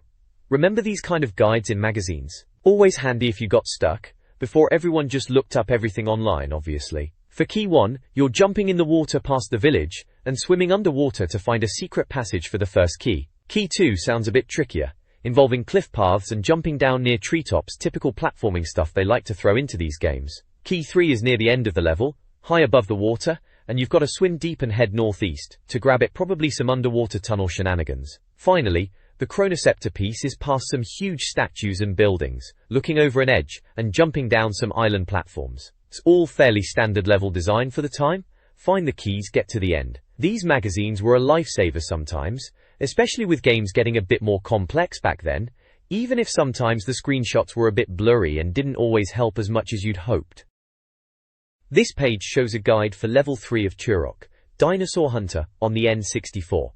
Ah, Turok, now that was a blast from the past, wasn't it? This is all about finding the 3 keys and the chronoceptor piece in Level 3, the Ancient City. For Key 1, it says it's easy to miss a secret entrance behind some trees. You go through and use a transporter. Simple enough, even back then we could manage that, I reckon. Tua. Key 2 involves walking around a tree-fronted building, going through a gate, and then fighting your way to a switch. This switch opens a staircase by a tree. Down the stairs, follow the path, and there's another teleporter to take you forward for the second key. Sounds like a bit of a trek, but straightforward. Duty. Key 3. They warn you to save your game because it's a tricky jump from pillar to pillar. Stupidly hard and, quite frankly, rather tedious, it says here. Bit harsh, but maybe it was back then on those blocky N64 graphics. Once you manage the pillars and get to the portal, jump through, and apparently the key is on the other side, even if you've missed the others. Then you have to beat a boss character, a jeep apparently, to get the final key. Boss characters in jeeps, now that's classic 90s gaming right there. Whoa. Finally, for the chronoceptor piece, it references the pillar jumping again and says you need to go to the far left. You jump down a series of pillars to the left of the gateway, then launch yourself at some vines hidden in the corner to climb to the top. Not easy, it says. They weren't kidding, were they? Trying to judge those jumps back then, on a standard def telly, could be a real pain in the backside. Still, gotta get that chronoceptor piece, didn't we? Good times, good times. This page details a walkthrough for Level 4, The Ruins, in what looks like Turok, Dinosaur Hunter, you know, the one with the dinosaurs and the futuristic weaponry. Proper N64 launch title that was. It's all about finding 3 keys and a chronoceptor piece, as if that wasn't obvious enough. D. For Key 1, it's the usual stuff. Jump into water, swim through some underwater tunnel, and Bob's your uncle. There's a teleporter and a key waiting, marked on a map picture that's about as clear as mud. Sure. Key 2 involves some pillar jumping, naturally, because what's a 90s game without a bit of precarious platforming? Flick a switch, open a gate, more teleporters, and hey presto, another key. Foray. Key 3 is where things get a bit more lively. Apparently you have to take on 3 of these priest blokes to snag the last key. Looks like they're not going down without a fight from the screenshot. And then there's the chronoceptor piece, because just keys aren't enough, are they? This bit sounds like a bit of a puzzle. Dropping down pillars, more teleporters, climbing ramps, jumping across to the center, all for a bit of the old chronoceptor. They've even got a bit of general advice at the top, mentioning statues coming to life, which sounds like a right pain, and pillar jumping again, because apparently that's the height of game design. Also, we thought back then, and they reckon getting to the exit is harder than usual, after all this key hunting. Cheeky sods. Still, classic N64 mag walkthrough gets you through the sticky bits, even if it's all a bit blocky and blurry looking back at it now. This page shows a walkthrough for Level 5, The Catacombs, in Turok, Dinosaur Hunter on the N64. Ah, Turok, that was a big deal back then, wasn't it? Proper dinosaur shooting action, very cutting edge for its time. It tells you there are 3 keys and a chronoceptor piece to find in this level. So for Key 1, it looks like you need to jump on a switch, cross a bridge while avoiding swinging claws.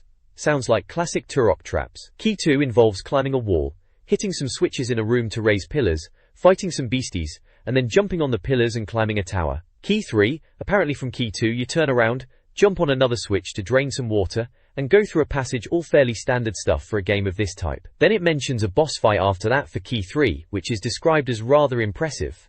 I remember those Turok bosses being pretty chunky polygons back then. Finally, for the Chronoceptor piece, it says to turn left in the room where you opened the panels, go forward and take the first right, swim through brown water, and crawl through a hidden hole to get it. Looks like you have to defeat a priest at the end to pick up the piece. Maze-like passageways, and unpleasant meanies, they say in the text, sums up the level pretty well from what I recall.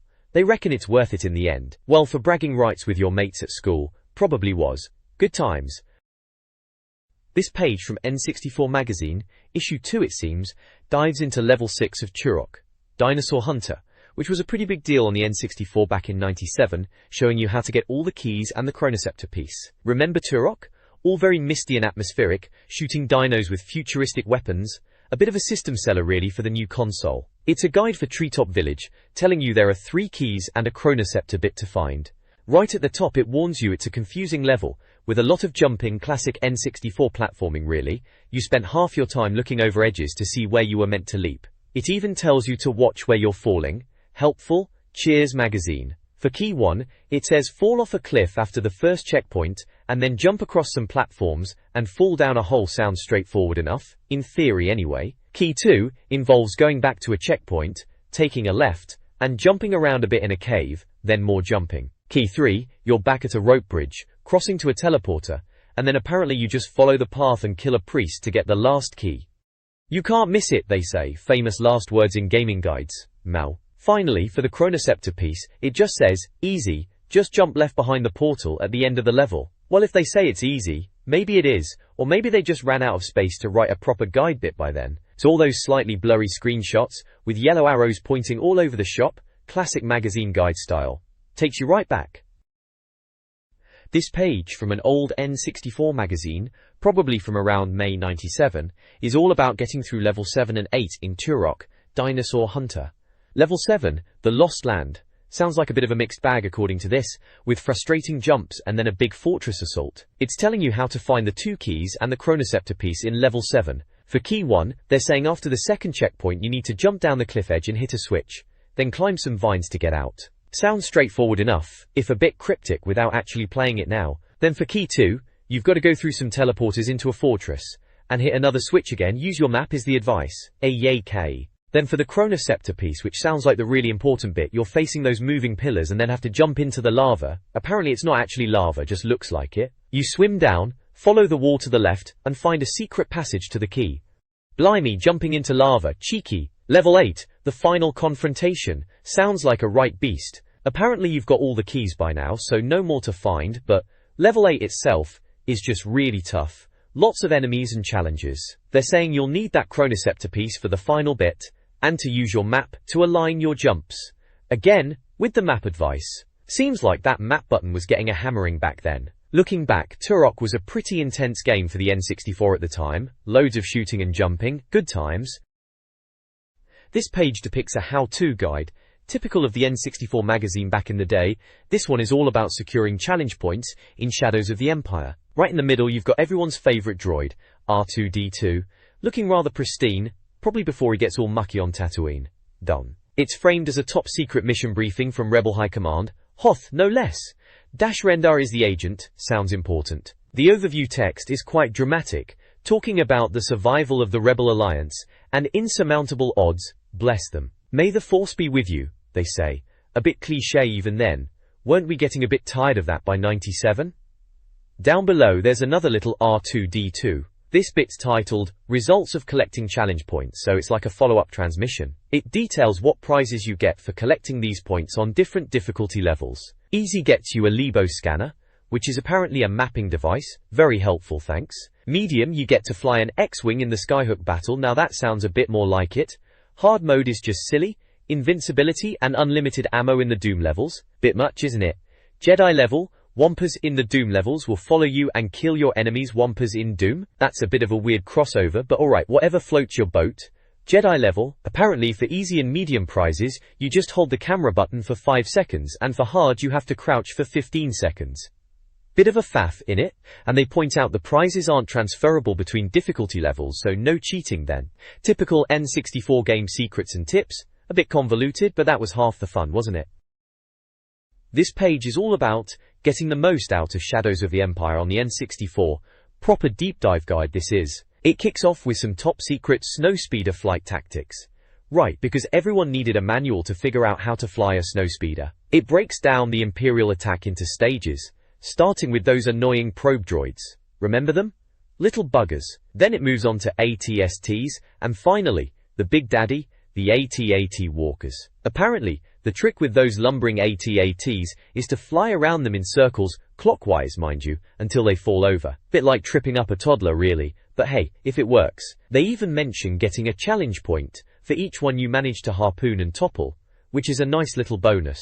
Harpoons are limited though, wouldn't want to make it too easy, would they? Woo. Then, the page switches over to Echo Base challenge point information. 10 whole challenge points to find in Echo Base apparently. They've given clues to find the first 4. Challenge point 1 is in the snowspeeder hangar, behind a secret door. Classic secret door stuff. Number 2 is in a room with a cylinder. Very descriptive. Again, behind another secret door naturally. Challenge point 3 is near a bridge on a ledge.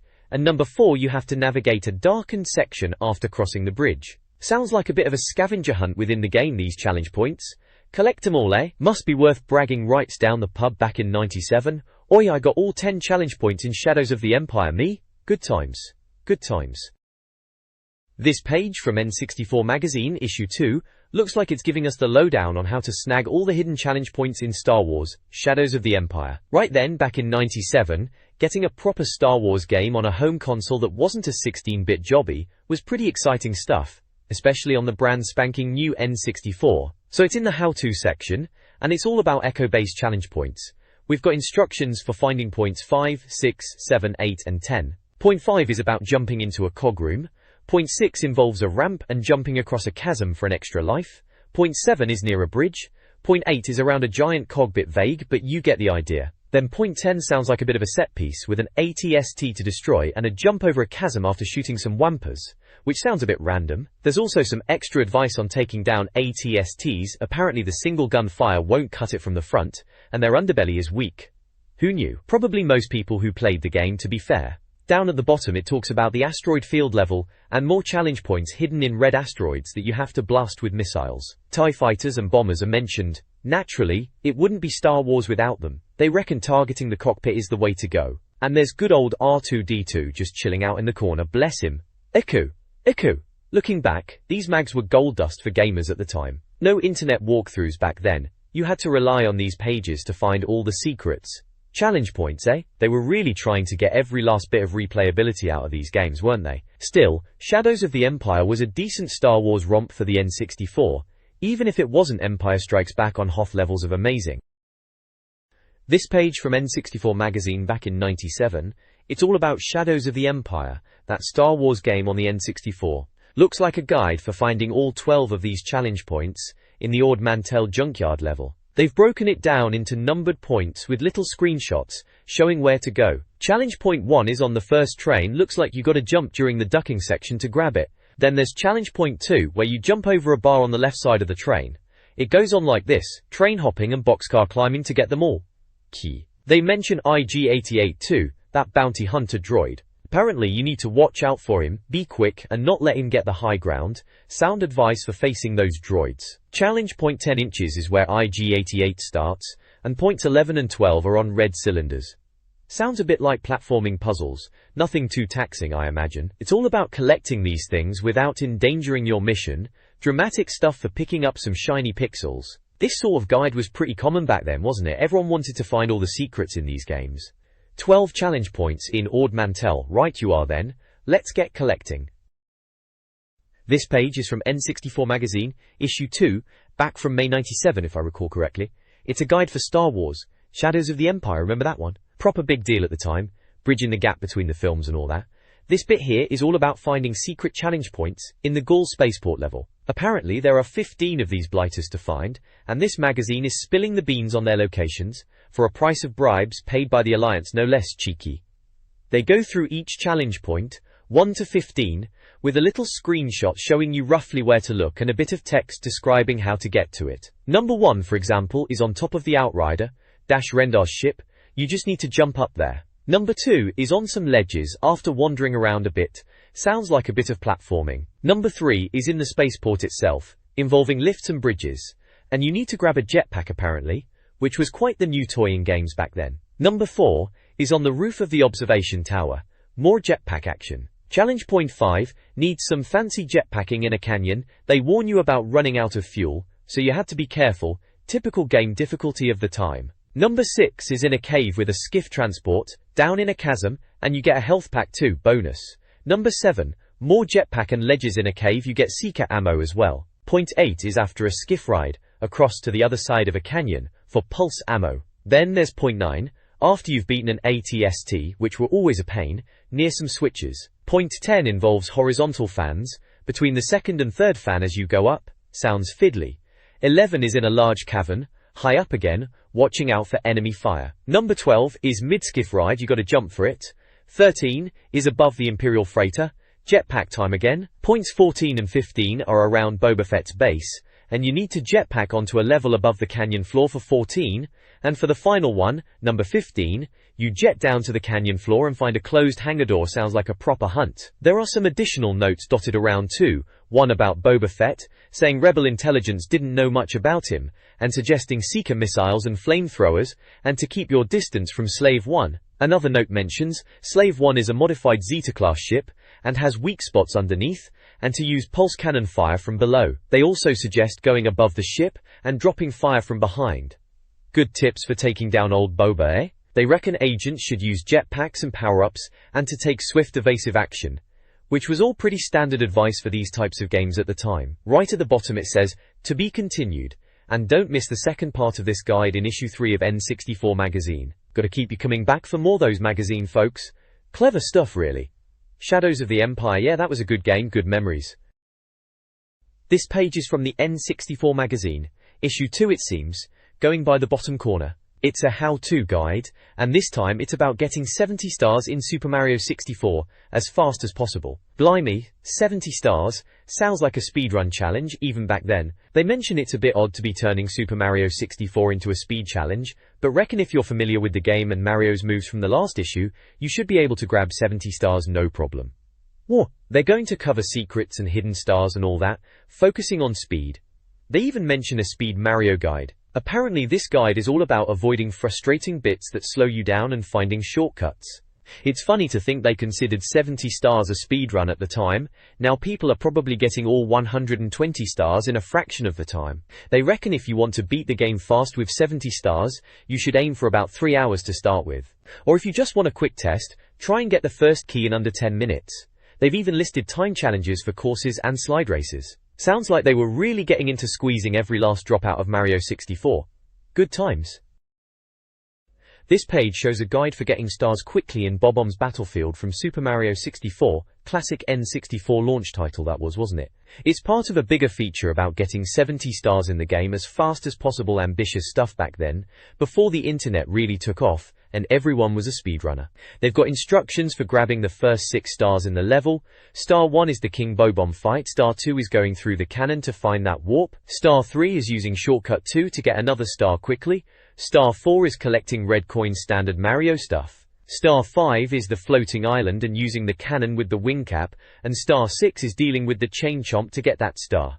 They're trying to be helpful, bless 'em. There's a cheaty section for shaving seconds off the Koopa the Quick Race for the real tryhards, and a Koopa challenge bit that points out you can't actually beat Koopa that quickly no matter what, which is fair enough. Always seemed a bit pointless that race did. Then there's warps and shortcuts. Warp 1 is the flower bed trick. Warp 2 is using the cannonball niches as teleporters sneaky. Shortcut 1 is talking to the pink bomb to get cannons open, and shortcut 2 is aiming the cannon to reach the floating island without the wing cap, which is a bit fiddly but satisfying when you pull it off. Finally, they mention the bonus star for getting 100 coins, saying it's faster with the floating island cannon. Makes sense, coins all over the shop up there. They've even got N64 best times recorded for some of these tricks.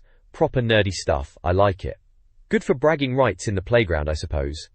Ah, those were the days. This page from N64 Magazine, issue 2 it looks like, is all about speedrunning and shortcuts in Super Mario 64, specifically in Hoom's Fortress. It's titled, Speedy Techniques and Warps and Shortcuts. Classic stuff for getting through levels quickly back then, wasn't it? They've broken down Hoomp's fortress star by star, giving tips on how to grab them efficiently. Star 1 is about taking down giant Hoomps. Star 2 shows how to deal with the spire that appears after the boss. Star 3 is a shortcut for a star within 40 seconds. Star 4 uses the owl for a shortcut. Star 5 is about navigating the rotating islands. And Star 6 is using the cannon. They even suggest using a reverse somersault against the giant womp, which is pretty standard stuff if you knew the game at all. Garf Fire. There are little snippets of gameplay advice scattered around too. Things like using Z+A long jumps to speed around, dropping off lifts using red coins, and even getting one-up mushrooms from poles by jumping backwards. Some of these tips were actually pretty useful, to be fair. They mention that diving at piranha plants is quicker than creeping about, which is obvious now, but back then you probably needed reminding. Right at the bottom they've got warps and shortcuts, which is basically more of the same, suggesting using slopes and blocks to get to the flagpole and the revolving bridge quickly. It's all aimed at shaving off seconds, getting those stars fast. It's funny to see it written down like this now, feels so obvious. But back in '97 when this came out, finding these little tricks felt like you were really getting one over on the game, didn't it? Good times, good times. This page is about Course 3, Jolly Roger Bay, from Super Mario 64. It's a guide to getting all the stars in the level, broken down into 6 stars and a bonus star. Looking at this now, it's quite quaint how they describe each star in detail. Star 1 is about getting rid of the giant eel and opening chests in a specific order. Bet a few kids were stumped on that one. Star 2 is about annoying the moray eel to get a star from its tail. Classic Mario silliness. Star 3 involves a smuggler's cave and another chest puzzle. Seems like chests were a big thing in this level. Star 4 is about using the cannon near a pink bomb to get a green cap and raid clams for a shortcut. Resourceful stuff. Star 5 is about cannoning to rocky pinnacles for another star. And Star 6 is all about raising the galleon using the green cap and air bubbles. Sounds a bit fiddly. The bonus star is for getting all 100 coins, which they say is tricky because you can't miss a single Goomba. Typical N64 hard mode. Core. There's also a star schedule bit, suggesting you can save time by doing things in a certain order as you progress through the game, unlocking more areas. It's a bit of a nudge to get all those cap switches activated early, things like 8 stars Star Door to Dark World 1, 10 stars Tower of the Wing Cap. It's all laid out so you can be efficient, bless them. Finally, there's a warps and shortcuts section. Just a quick tip on how to use the cannon to get straight to the raised ship deck. Handy for speedruns, I suppose, if you're into that sort of thing. Looking back, these guides were always appreciated when you were stuck on a level for ages, weren't they? Before the internet, of course, you had to rely on these pages to get you through. This page from N64 Magazine takes us back to Course 4 of Super Mario 64, Cool Mountain. Blimey, it feels like ages ago now, doesn't it? They're running through how to grab all the stars in this level, and there are a few tricks and shortcuts thrown in for good measure. Star 1 is simple enough. Just jump in the chimney like you're supposed to, and the star pops up when you leave the log cabin. Star 2, the penguin caper. You've got to lug the baby penguin back to its mum at the bottom. Apparently the speed method involves shortcut 3, which they mention later. Star 3 is another penguin race, this time against the giant penguin. Cheeky Git won't give you the star if you use any shortcuts though, so play fair for this one, Yee. Star 4 is all about red coins, found while sliding down the mountain. You need to jump off when you hit a fenced bridge. Star 5, you're building a snowman with 4 stars. Sounds a bit daft when you say it out loud, doesn't it? You have a chat with the snowman, then push the snowball onto a plinth. Star 6 uses a cannon to reach a tree. Then it's all about wall kicking off a ramp to get to a glassy walkway and the star. Bit of a faff if you ask me. And lastly, there's a bonus star you can get using a warp, sliding inside and outside and finding blue switches, red coins and things to kill. Cryptic. Down below they're on about warps and shortcuts. Very helpful. Cheers N64 Mag. Warps 1 is a broken bridge behind where you start. Apparently it takes you down to another broken bridge at the bottom. Sounds like a one-way trip and a bit of a trek back up, to be honest. Shortcut 2 is for the cannons. Instead of waiting for the lift, you can just long jump from the rickety lift towards the log cabin, and an invisible air current will carry you. Sounds a bit dodgy, but if it works, it works. Shortcut 3 is a bit of a general tip. If you fall into soft snow from high up, apparently you won't take damage, and you can hammer the buttons to get out. And shortcuts 1 and 4 are tricks for the ice slide. Lean right for coins, and there's a secret section through the ice. For the expert shortcut, after the first bend, you're supposed to fly straight off the edge after a line of coins. When the track goes vertical, plummet to a tunnel, make a stick adjustment, and tap B to land safely on the ice. Right then, sounds like a plan. This page is all about Course 5 in Super Mario 64, which is the Ghost House. It's a guide on how to get all the stars in that spooky level, back when we were all still figuring out the 3D platforming thing. So, Star 1 Foot talks about the boos, remember them? They stop when you look at them, classic Mario stuff.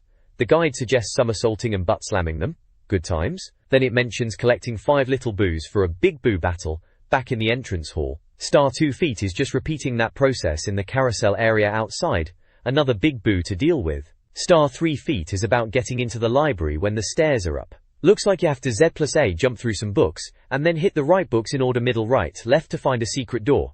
Bit of a puzzle that. Warrington Millie. Star 4 Feet warns about a red coin and a trap door. Falling through means a trek all the way back, which is a pain, precious minutes wasted indeed. Star 5 Feet is about getting the star on the roof.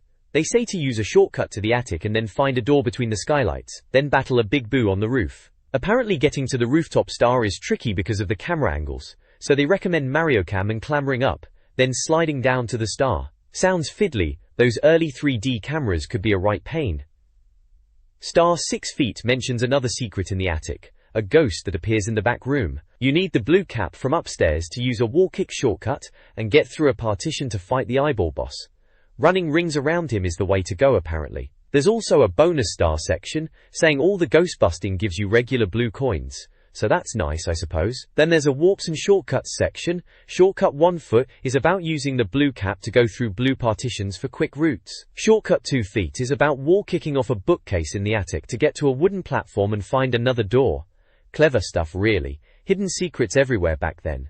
Overall it's a pretty standard guide, a bit like what we all needed back then to figure out these newfangled 3D games. ZY, that's Zai, if you were wondering how to say it, and the team at N64 Magazine were doing their best to help us through it all. Ah, memories. This page from N64 Magazine, issue 2, is diving into Course 6 of Super Mario 64, which is Hazy Maze Cave. It's all about getting those stars, 6 of them in fact, plus a bonus one, and some warp tips. Easy. Star 1 is about using Nessie, that friendly Loch Ness monster type character, to get to an island. Back then, getting Nessie to go where you wanted was always a bit of a laugh, wasn't it? You'd jump on her head and try to steer. It was quirky, but it worked. Star 2 is about red coins. Classic Mario Collectathon stuff.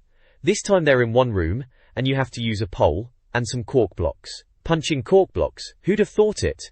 Who knew? Star 3 brings Nessie back, this time in a cavern. You need to grab a green cap, and apparently become Terminator Mario to stand on a switch. Terminator Mario, a bit dramatic isn't it? But hey, it's the 90s, everything is extreme. This opens some red gates and you can get across some chasms, typical platforming. Rater. Star 4 is offering a shortcut, clipping through the mesh. Sneaky, they always had these little tricks in magazines back then to impress your mates. Double jump and hand swing to get to a ledge. Burp. Star 5 is using that shortcut again, but going back to Hazy Maze from somewhere else. It talks about a chamber and gas and climbing in. Sounds a bit convoluted but probably gets you another star. Star 6 is about boulders crashing down, switch to headcam and look up. Headcam was quite the thing then, showing off the N64's 3D perspective. Apparently there are lamps and kicking back and forth to get up to a ledge. Sounds like a bit of a faff for a star, but we were used to that. The bonus star is mentioned as almost impossible without a venture into Hazy Maze Century.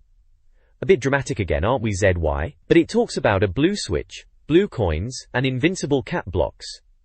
Invincibility was always fun, even if it was just temporary. EU. Lastly, there are warps and shortcuts, detailing another shortcut at the start, jumping to a door, around a sinkhole, and using a wall kick to get to the red gauze area. These magazines were gold for finding these little secrets that you might miss just playing normally. Good times. This page shows a guide to getting all the stars in Course 7, the Sea of Lava, in Super Mario 64, which back in '97 was still pretty fresh and mind-blowing if you think about it.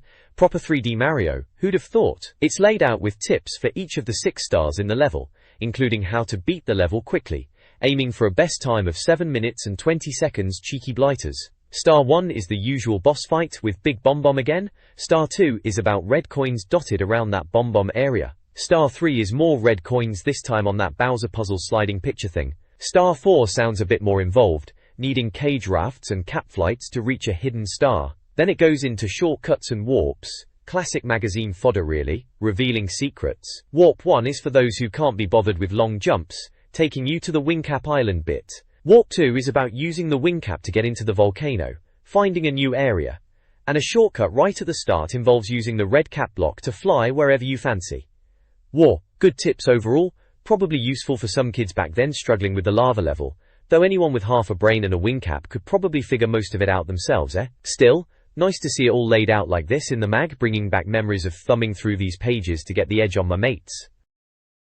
This page from N64 Magazine, Issue 2, takes a look at Course 8 of Super Mario 64, The Treacherous Sands. Super Mario 64, what a game that was back then, eh?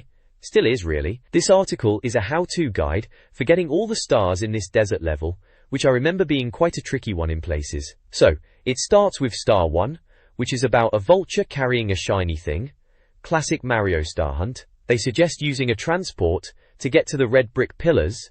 Sounds like the magic carpet maybe. Then Star 2 is all about using the wing cap to reach the pyramid roof and another star near the entrance, making it sound simple enough with a steady thumb. Star 3 is inside the pyramid, heading right and using shortcuts, and watching out for sinking sand, suggesting to jump to stay afloat. Star 4 gets a bit more cryptic, telling you to ignore rubbish magazines, and to grab the wing cap again, butt stomp the pillars, and make the pyramid explode. Typical Mario craziness.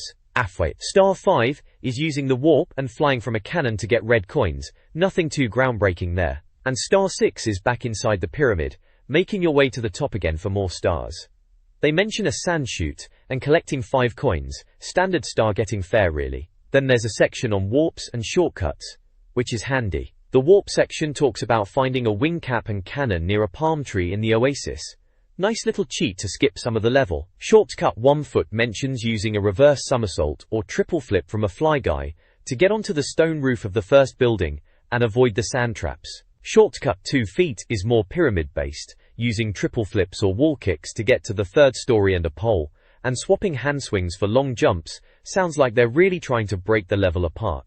Shortcut 3 feet talks about riding the moving blocks near the entrance, making them sound a bit dangerous but a quick way up. They even call it a subgame, the rolling pin, and say it's more fun than dodging the cubbyholes. Well, each to their own I suppose. Overall, it's a pretty standard level guide for Super Mario 64 in N64 Magazine, breaking down each star and offering some cheeky shortcuts. Helpful stuff back in the day when the internet wasn't quite as overflowing with game guides as it is now. You'd have lapped this up to get every last star, wouldn't you? Good times. This page from N64 Magazine Issue 2 takes a look at getting 70 stars as quickly as possible in Super Mario 64. It starts with Course 8, Dire Docks. For Star 1, instead of taking the normal route up the side of Bowser's submarine using the cork blocks, they suggest a bit of a trickier way. Apparently you can swim round the back, jump out of the water, and do some kind of fancy triple flip to land right on the deck. Sounds like a bit of showing off if you ask me, but quicker I suppose if you can pull it off. Abby. Then it moves on to Bowser's Dark Worlds 1. They're talking about getting a hidden star for 8 red coins, which they say is tricky unless you've got Terminator Mario. I presume that's Invincible Mario. They mention using the purple switch and bypassing the second fire jet. Always these hidden stars to find. Keeps you playing, doesn't it? There's a bit about Peach's slide, showing a best time of 16.3 seconds. They say there's a shortcut by jumping over the barrier and doing a B button dive at the end. 16 seconds, eh? I'd be happy to just finish it without falling off. Apparently you can get an extra star if you complete it under 21 seconds, blimey. Finally, there's a quick note about Bowser, and grabbing the evil shelled one must be talking about grabbing Bowser by the tail. Pretty standard stuff there. The next month section teases more secrets and shortcuts for the remaining courses and the other 50 stars. So, looks like they're planning to properly dissect the game in the next issue. Always good to get some tips, even if half the time you can't actually manage to do them. This page is a blast from the past, right out of N64 Magazine. Issue 2 no less. Feels like yesterday, but it was 1997. It's all about the Nintendo hotline, which back then was proper magic for us gamers. Imagine a whole team dedicated to answering your N64 questions, before the internet was really a thing for everyone. They were beavering away in their cart-stacked office, bless 'em, trying to help us all get through those tricky N64 games. This page highlights the most asked questions they were getting at the time, and it seems Super Mario 64 was giving everyone a bit of a headache. Not surprising really, mind-bending game it was at the time. There's a bit of office gossip too, Seems their old manager John, who was described as illustrious leader, scarpered off to marketing, probably to get away from all the frantic gamers phoning in. In his place is Richard Cousins, apparently compared to the Incredible Hulk.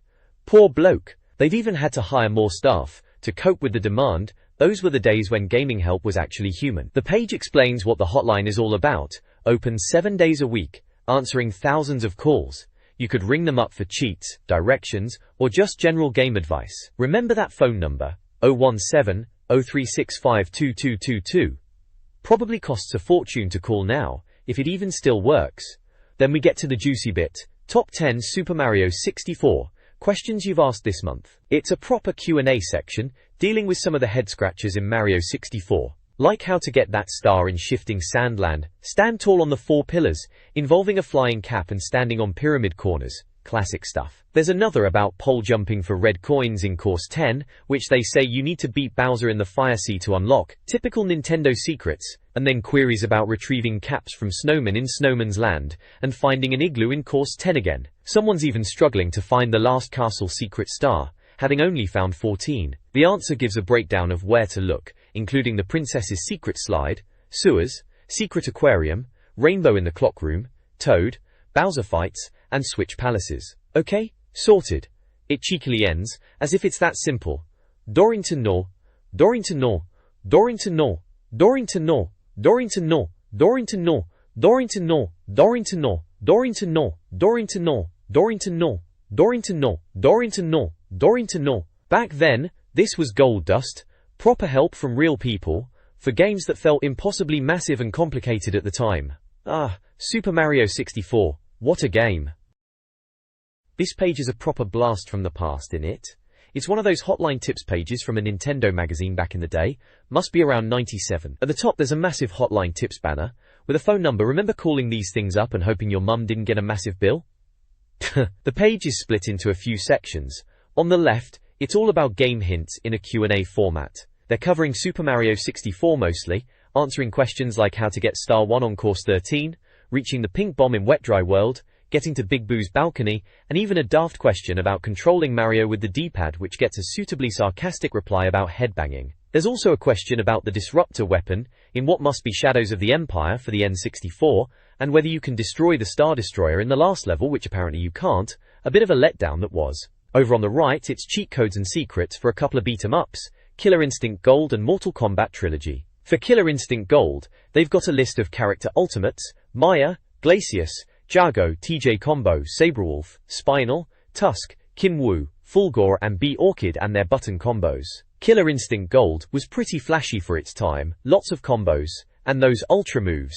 Then for Mortal Kombat Trilogy, it's all about human smoke and unlocking new endurance ladders, plus new options menus and secret options menus, which sound like cheat menus. Remember all the button mashing and secret codes we used to try and pull off in Mortal Kombat? Good times. They even mention fighting against Chameleon on the Star Bridge, with the Toasty shoutout. Below that Mortal Kombat stuff, there's a tip for Mario Kart 64 on how to master the secret corner turbo, using the R button and the control stick to drift and get a boost. Everyone was trying to master those drifts back then to get the edge on their mates in multiplayer. And at the bottom there's a couple of small screenshots from Super Mario 64 and Mario Kart 64 just to break up the text a bit. Classic stuff really, takes you back to being glued to these pages hoping to get the inside scoop on how to beat that level you were stuck on or unlock a secret character. Probably got most of this stuff online now, but back then this was gold dust. This page from N64 Magazine, Tips Extra, it says at the top, takes me right back. It's all about cheat codes and tips for some of the biggest N64 games at the time. Tage Mag. First up, there's a bit about Wave Race 64, which we all knew was a looker on the new console. Apparently, this ZY bloke at the mag is now the office Wave Race champ, and he's put in a time to beat on Sunny Beach course. A 1 minute 7 seconds, and a lap in 21 seconds, eh? Good luck to anyone trying to beat that, I suppose. They're even offering a Super Pad Plus as a prize, fancy. Then there are tips for J-League Perfect Striker, which was probably for those football fans who were a bit more into their Japanese leagues, maybe. It's got codes for big head players and super teams. Big heads, classic stuff, always a laugh. Meyuthokura.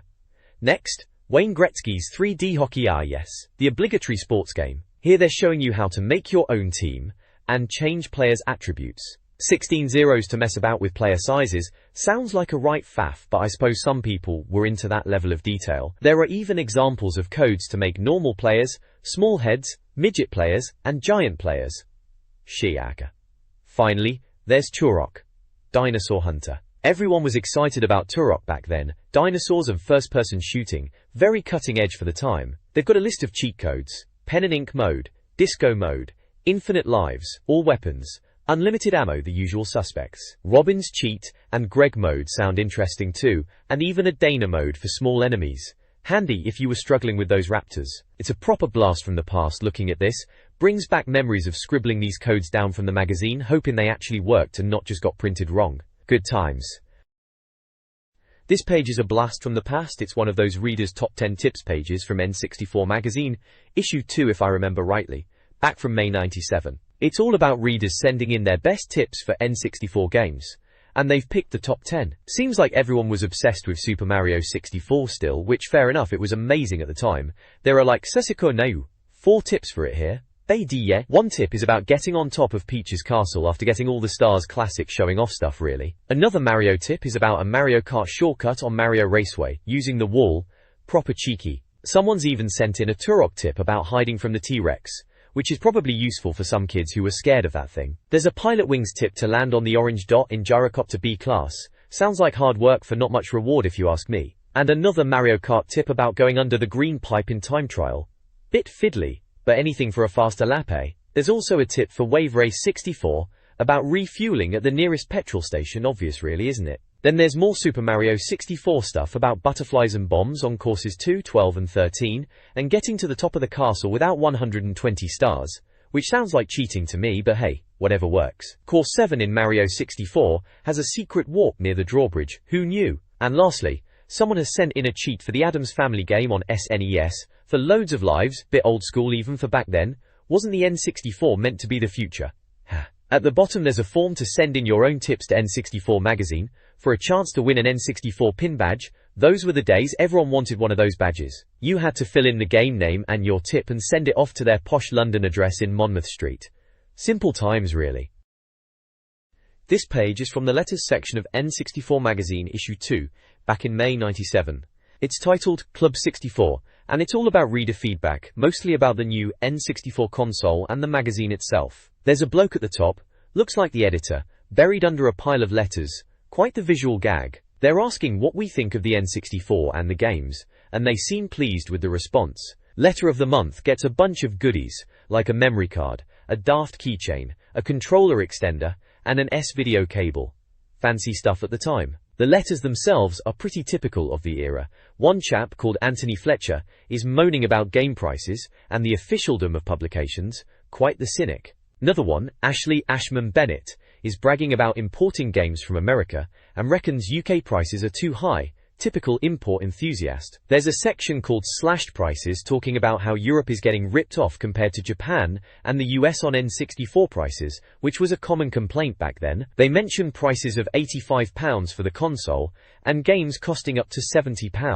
Ouch. Game-wise, they mention Mario 64, Pilot Wings, Turok, Wave Race, Mario Kart, Wipeout, Formula 1, Tomb Raider, and Buster Move 2. Super Mario 64 and Pilot Wings were the launch titles, of course, and everyone was raving about them. Turok was the new kid on the block, promising dynamite action, as the page itself says. The other games, like Wipeout and Tomb Raider, are PlayStation titles being compared to the N64, reflecting the console wars of the time. There's a bit where they're discussing if people should sell their PlayStations to get an N64, classic dilemma. They reckon PlayStations are cheap now anyway, and if you can afford it, get both. Sensible advice really. Overall, it's a snapshot of the early days of the N64 in the UK, with the excitement and the usual moans about prices and import games. Brings back memories of thumbing through these mags, wondering what games to save up for next.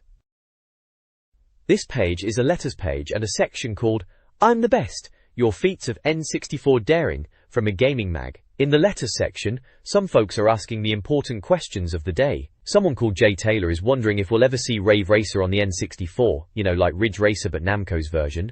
Ed, who's answering the questions, reckons it's a bit of a long shot, remote and unlikely prospects, he says.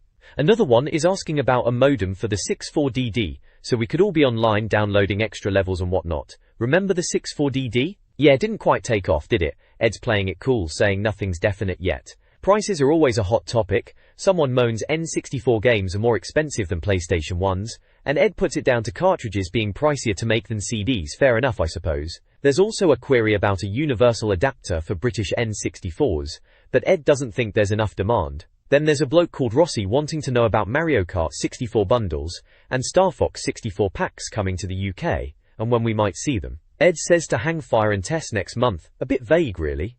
Someone else wants to know why Uzumo 64 isn't out here. Remember that sumo wrestling game? Ed seems to think it's not happening. And someone is asking about seeing cows in Mario Kart 64 in their own game, and Ed jokes about super fat cow. A bit daft if you ask me. For those on a budget, there's a question about cheap N64s, and Ed points them to Raven Games. Moving on, Ashley Bennett is clearly hyped for Star Fox 64 and wants to know about a battle mode, and Zelda news, and controller pucks. Ed confirms the battle mode, says Zelda looks good but no news. Controller packs are confusing everyone back then, how many saves they hold and all that. Dean Daly is asking about them too, whether they only save 2 games. Ed clarifies that the official ones can hold more than 2 games and explains about pages and how they work, mentioning Spook Pack, which is a third-party one. Barry White is getting all nostalgic for a Virtual Boy. Remember that red thing? Ed directs him to Raven Games again, who apparently do Virtual Boys with tennis for £49.99. Bargain! Tim Peacock has heard that Tomb Raider 64 is coming out, but will be cut down because of cartridge size. Ed reckons there's no evidence of that, and that N64 games aren't compromised. He even says Perfect Striker has loads of commentary, more than you'd get from a CD game in fact, and that games like Mario 64 and Turok are already better than PSX games like Tomb Raider and Resident Evil. Bit of fighting talk there from Ed. In the I'm the best section, it's all about showing off your N64 skills. Chris Southam reckons Mario 64 and Turok are too easy, and he finished Mario 64 in under 3 hours. Ed is clearly taking that with a pinch of salt. A likely story, he quips. Then there are some fast times for Mario Kart 64 being shared. Hobart Wong has some Luigi Circuit times. Then Simon Franklin has times for both Mario and Luigi Circuit, with Kinopio, or Toad as we now call him, being his racer of choice. Finally, Oliver Edwards has a time for Cooper the Quick Course, and Ed says, not bad. So, a bit of friendly competition and bragging rights for the N64 faithful. Oh, and dotted around the page there's a picture of a memory card cartridge, the box art for Star Fox 64 featuring Fox McCloud and the gang, and a picture of the Virtual Boy itself, all to break up the text a bit. Standard letters page fare really. This page from N64 Magazine, issue 2 it seems, is their UK Games Directory, a handy guide to all the N64 games they've reviewed so far. It explains how the directory works, listing things like the game's publisher, whether it's an import, a quick summary of the review, and any top tips or cheats they'd found. They've even listed who the reviewers are with their initials, JA, MH, WO, JD, TW, and ZN. That's James Ashton, Marcus Hawkins, Will Overton, Jonathan Davies, Tim Weaver, and ZY Nicholson, or Zai as we should say apparently. Looking at the games themselves, blimey, they gave Hyper All Destruction Gorgo 64 feet a whopping 98%. Seems a bit high, doesn't it? It's about a Japanese cooking sim in a mobile suit according to the review blurb. Jazz rock funk fusion music. Sounds a bit bonkers, but each to their own. Then there's poor old FIFA 64. Only 39%, ouch! They reckon it's worse than the PlayStation version. Typical EA then, eh? Nintendo's quality control must have been having an off day with that one. A-day. Super Mario 64, naturally, got a stonking 96%. Can't argue with that really. Everyone was blown away by Mario 64 at the time. Full of secrets and all that. They're plugging tips in issue 1 and 2, Nintendo hotline pages, and even a guide in issue 2, clearly milking that one for all it's worth. Pilotwing 64 got 89%, reckon it split opinions, but they thought it was a good example of how to use the N64's potential. Turok Dinosaur Hunter got a solid 90%. Replacing Doom with dinosaurs and crazy weapons, yeah, that sounds about right for the time. Everyone loved a bit of dinosaur action. Shadows of the Empire got 78%. Star Wars game with snowspeeders and speeder bikes, but apparently a bit Doom style too, and better than the PC's Dark Forces. Bit of a mixed bag then. Finally, Wave Race 64 got 90%. Water-based racing, mind-expanding stuff, apparently better than Mario Kart 64. Big claims. Warrington. Overall, it's a snapshot of the early N64 days, full of promise, and a few dodgy games too, just like we remembered. Makes you feel old looking back at these reviews now. This page from N64 Magazine, titled Import Games Directory, takes us back to a time when getting your hands on Japanese games was a bit of a faff, but oh so tempting. Looking at this now, it's a snapshot of what we were drooling over back in '97. Right at the top, we have Human Grand Prix. It's a Formula 1 game, rated 70% by TW, and the review is a bit lukewarm, comparing it unfavorably to PlayStation's F1 games, but acknowledging the N64's extra grunt. They say it's got good handling and options, but the pop-up is a shame. Sounds about right for an early racing game on the system. Next up is Blast Corps from Nintendo. Now this one, even back then, felt special. 88% from JD. They call it completely original and incredibly good fun. Something about demolition vehicles and runaway nuclear missiles. British Rare, they say. Yeah, that rings a bell. Rare were always top-notch. Apparently you could blow stuff up by parking a vehicle against a building and holding Z Classic. Then there's J-League Perfect Striker from Konami, a football game, getting a solid 89% from TW. They're raving about the animation and moves, calling it close to the beautiful game. It was coming out in June as ISS 64, so this was a sneak peek. Remember all the Japanese football games we used to see? Warrington. Cruising USA is next, from Midway. 34% from JD. Ouch. Undoubtedly an accurate conversion of the coin-op. That's magazine speak for, it's just like the arcade but worse at home. They mention oversensitive controls and awful music, and graphics that don't use the N64 power. Better racing games will appear, they boldly predict. They weren't wrong there. Killer Instinct Gold, another Nintendo game, gets 62% from ZN, or Zai as we're told to say. KI2, coin-op, met with great success.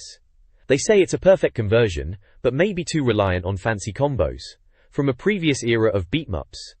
They mention a Saturday Fight Fever preview. Saturday Fight Fever, that was a thing.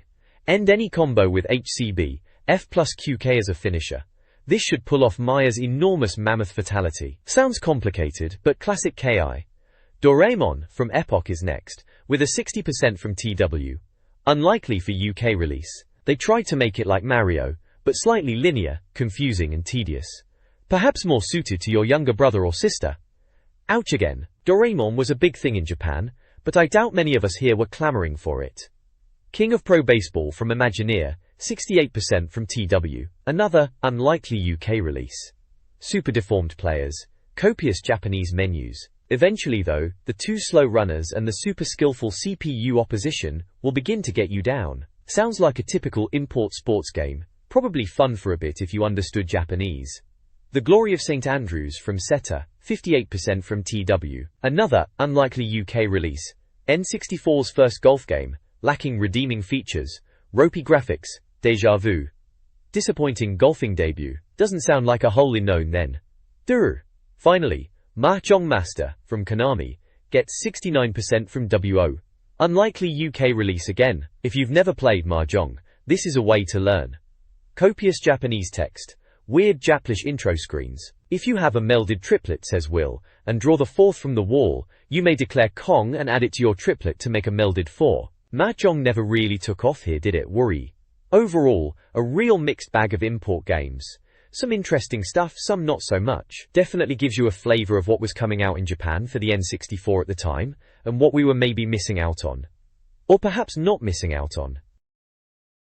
This page from the N64 directory in the magazine, if I recall correctly, this was a regular section keeping us in the loop with what was hitting the N64. Treasure has. First up we've got Mario Kart 64, and blimey, it got a whopping 91%, reviewed by JD. Seems about right, didn't it? Everyone was buzzing about Mario Kart on the N64, especially with the 3D courses and 4-player split screen. Proper laugh with your mates that was. They're saying here it just pulls it off, not exactly a glowing endorsement, but yeah, it was good. Then there's Mortal Kombat Trilogy, oof, a measly 34%, reviewed by MH. Says it all really, didn't it? After the initial hype for Mortal Kombat back in the day, it all went a bit downhill. The reviewer even says it's worse than the PlayStation version, harsh. And they're giving cheat codes for unlimited credits, probably needed to make it even remotely playable, eh? Next is NBA Hangtime, getting a decent 52% from JD. Basketball game, wasn't really my cup of tea back then when platformers and racing games were king, but they mention it's got great animation. Says it's better than playing a decent football game, bit sarcastic there, nice one. Wayne Gretzky's 3D hockey scores a 70% also from JD. Ice hockey game, again not massive in the UK like it is in North America, but they're calling it arcade style with violent collisions. Sounds a bit over the top for hockey, but alright. Pari. Kekakaka. Lastly, Wonder Project J2 getting 55% by WO. Japanese game this, you had to be into your anime stuff to get this I reckon. Sounds a bit odd. About guiding a robot girl. The reviewer even jokes about pudding. Must be some obscure reference in there. Down the side there's a numbers section, just a list of phone numbers for game publishers like Acclaim, Konami, Ocean, the usual suspects. Useful if you needed to ring them up for some reason I suppose, maybe to complain about Mortal Kombat. And website of the month is N64.com, calling it an offshoot of Imagine Publishing. Blimey, websites were still a newish thing back then, weren't they? They say it's updated daily with news and has a huge archive. Must have been cutting edge back then. This page is all about getting you to subscribe to N64 Magazine, proper old school style, with a form to fill in. It's pushing the idea that you'd be daft not to really, saves you 33% off the cover price, and every issue delivered for free in the UK. They're even banging on about a money-back guarantee. Bit dramatic for a magazine sub, isn't it? They're teasing what's coming up in the next 12 issues and reeling off some of the big hitters we were all gagging for back then. Star Fox 64, Zelda 64, Ocarina of Time, of course, massive deal that was Doom 64, Blast Corps, which was a bit different from Rare, and even Gambare Goemon 5, that's Mystical Ninja starring Goemon, to us in the UK. Don't miss any of them, subscribe, it shouts. Yeah, alright, calm down. So to sign up, you've got a form to fill in with your details, and you can pay by direct debit, check, or credit card, Visa or Access, remember them? They want your bank details for the direct debit, naturally, and you've got to sign to say it's all kosher. Down at the bottom it's got the prices, £12 for 6 issues by direct debit, or £26 if you pay by check or card, that's for the UK mind you. Europe is £34 and rest of the world is £44. Standard magazine subscription stuff from back in the day really. Phone numbers to call and fax are there too, and even an email address, subs@futurenet.co.uk. Nighty, fancy that. It even says, May 1997 at the bottom. Crikey, that was a long time ago. This page from N64 Magazine, under the N64 Investigates banner, is taking a look back at a bit of gaming history, showing off one of those old Nintendo Game & Watch handhelds. But this isn't just any old brick game, this one's got Super Mario on it, and blimey, they've even tried to make it look a bit 3D on that tiny screen. Widescreen it says, which is probably pushing it a bit for what it is. It's a Super Mario Bros. Game & Watch, so proper retro stuff really. They've credited some Jason Moore at Retro Games for lending it, so someone's been digging out the old classics. Remember these things? Simpler times, eh? This is page 90, seems quite far back in the mag. Issue 2, I reckon that's early days for the N64 magazine. Wonder what they're investigating exactly. Probably just how far gaming has come since those days. This page titled From Cards to Carts and Inside Nintendo's Gameheads seems to be having a bit of a chinwag about Nintendo's journey, like how they started off making playing cards, Hanafuda cards, fancy that, and ended up with these massive 64-bit consoles. It's all about how they became this gaming giant, even seeing off rivals like Sega and now facing down Sony, which is quite something really. Pwah. On the side there's a picture of one of those old Game & Watch things, proper retro now in it. Remember those? Simple little games, but they kept you entertained for hours on end back in the day. The article then goes on about how everyone just calls it video game and Nintendo these days, as if it's the default setting. There's even a funny bit about a Liverpool goalie, David James, blaming a bad match on playing Nintendo, the Nintendo effect they're calling it. Sounds like a load of old flannel to me, blaming your poor footy skills on a games console. Apparently Nintendo started way back in 1889 making playing cards, and stuck with that for ages, nearly 100 years. Then this Hiroshi Yamauchi fella took over and decided to get into video games. Blimey, good job he did, eh? Otherwise where would we be? Probably still playing cards. Not that there's anything wrong with a good game of cards, mind you, but times move on. It's all about the games carts now, innit? This page delves into the history of Nintendo, you know, like they are proper investigating it. It starts by listing what they reckon are Nintendo's 5 biggest triumphs. Number 1 is the N64. Which, fair enough, was meant to be amazing, and properly 3D. Then they've got the NES, saying it single-handedly brought consoles back from the dead, which is a bit strong, but yeah, It was good. Super NES is in there too, the console of the early 90s apparently, which again fair enough, it had some cracking games. The Game Boy gets a mention, being innovative and affordable, and they credit it with making video games more mainstream, and they mention Tetris. Finally, they put Mario in there, saying he is like Pac-Man or Space Invaders, a proper icon, and still looking fresh from 1981, which is a bit of a stretch mind you. He is still knocking about now. Then you've got these bits about Hiroshi Yamauchi, the Nintendo president, calling him the Big Cheese, apparently joined in 1949, and is a bit of a hard man, known to get angry, so don't mess with him. And Howard Lincoln from Nintendo of America, they call him the face of Nintendo in the West. He helped Nintendo win a court case about Donkey Kong. Seems like a clever bloke. The main bit is this article called Inside Nintendo's, and it goes right back to the start, saying they branched out from playing cards and tried all sorts. Instant rice, love hotels, even a taxi business. Apparently, they realized playing cards weren't the future, and got into electronic entertainment. They mention Yokoi, Uemura and Takeda as important people who helped Nintendo get into video games. Yokoi made things like the beam gun, which I vaguely remember those light gun things, and they talk about early consoles like the Color TV Games 6 and 15, which were basically Pong machines. Then they mention pocket calculators being important, and the Game & Watch series from '81, loads of different games on those little handhelds. It says the coin-op arcade scene, things like Space Invaders, was big, and Nintendo wanted a piece of that. They talk about games like Sky Skipper and Radar Scope, which I don't really remember, but apparently they did okay. Then it mentions Miyamoto joining in '77, saying he didn't like simple shoot-'em-ups, and wanted to make games more like stories, and that's how Donkey Kong came about in 1981. Apparently some people at Nintendo weren't sure about Donkey Kong, but it was a massive hit. And when Donkey Kong did well in America, that's when Nintendo realized they could be massive over here too. It finishes by saying it's all down to Miyamoto's unblinkered approach. So yeah, a bit of a history lesson on Nintendo, bit more in depth than you usually get in these mags. This page features a look at the big brains behind Nintendo, calling them game heads. It's got these quirky cards for Gunpei Yokoi, bless him, labeled a fallen genius no less, and Shigeru Miyamoto, Mario's dad as they call him. Yokoi's card is even marked file deleted, which is a bit dramatic, isn't it? They talk about Yokoi's legacy with the Game & Watch and Game Boy, right up to the Virtual Boy, and how he's gone off to do his own thing now. Then there's Miyamoto, the main man at Nintendo still, the chap responsible for Mario, and all those classics. The article goes on about how Nintendo got to where they are, mentioning Mario Bros on the NES, and then reeling off a list of games like Super Mario World, Stunt Race FX, Star Fox, Yoshi's Island, and of course Super Mario 64, which was the hot ticket at the time for the N64. Well yeah, they're saying that Nintendo needed Miyamoto, especially when Sega and their Mega Drive, or Genesis as it was called over in the States, started getting popular. But Nintendo fought back with the SNES, the Super Nintendo, and apparently, it was down to good hardware and, more importantly, cracking games from the likes of Miyamoto and his team. There's also a bit about silicon graphics and how their tech helped make the N64 possible, bringing those fancy graphics to home consoles. And it reckons Nintendo's got it easy in the future, because Sega is on the way out, and Sony's games are supposedly a bit rubbish. Bit harsh, but hey, that's magazines for you. Porty. Interestingly, they've got a bit called Nintendo's 5 biggest failures.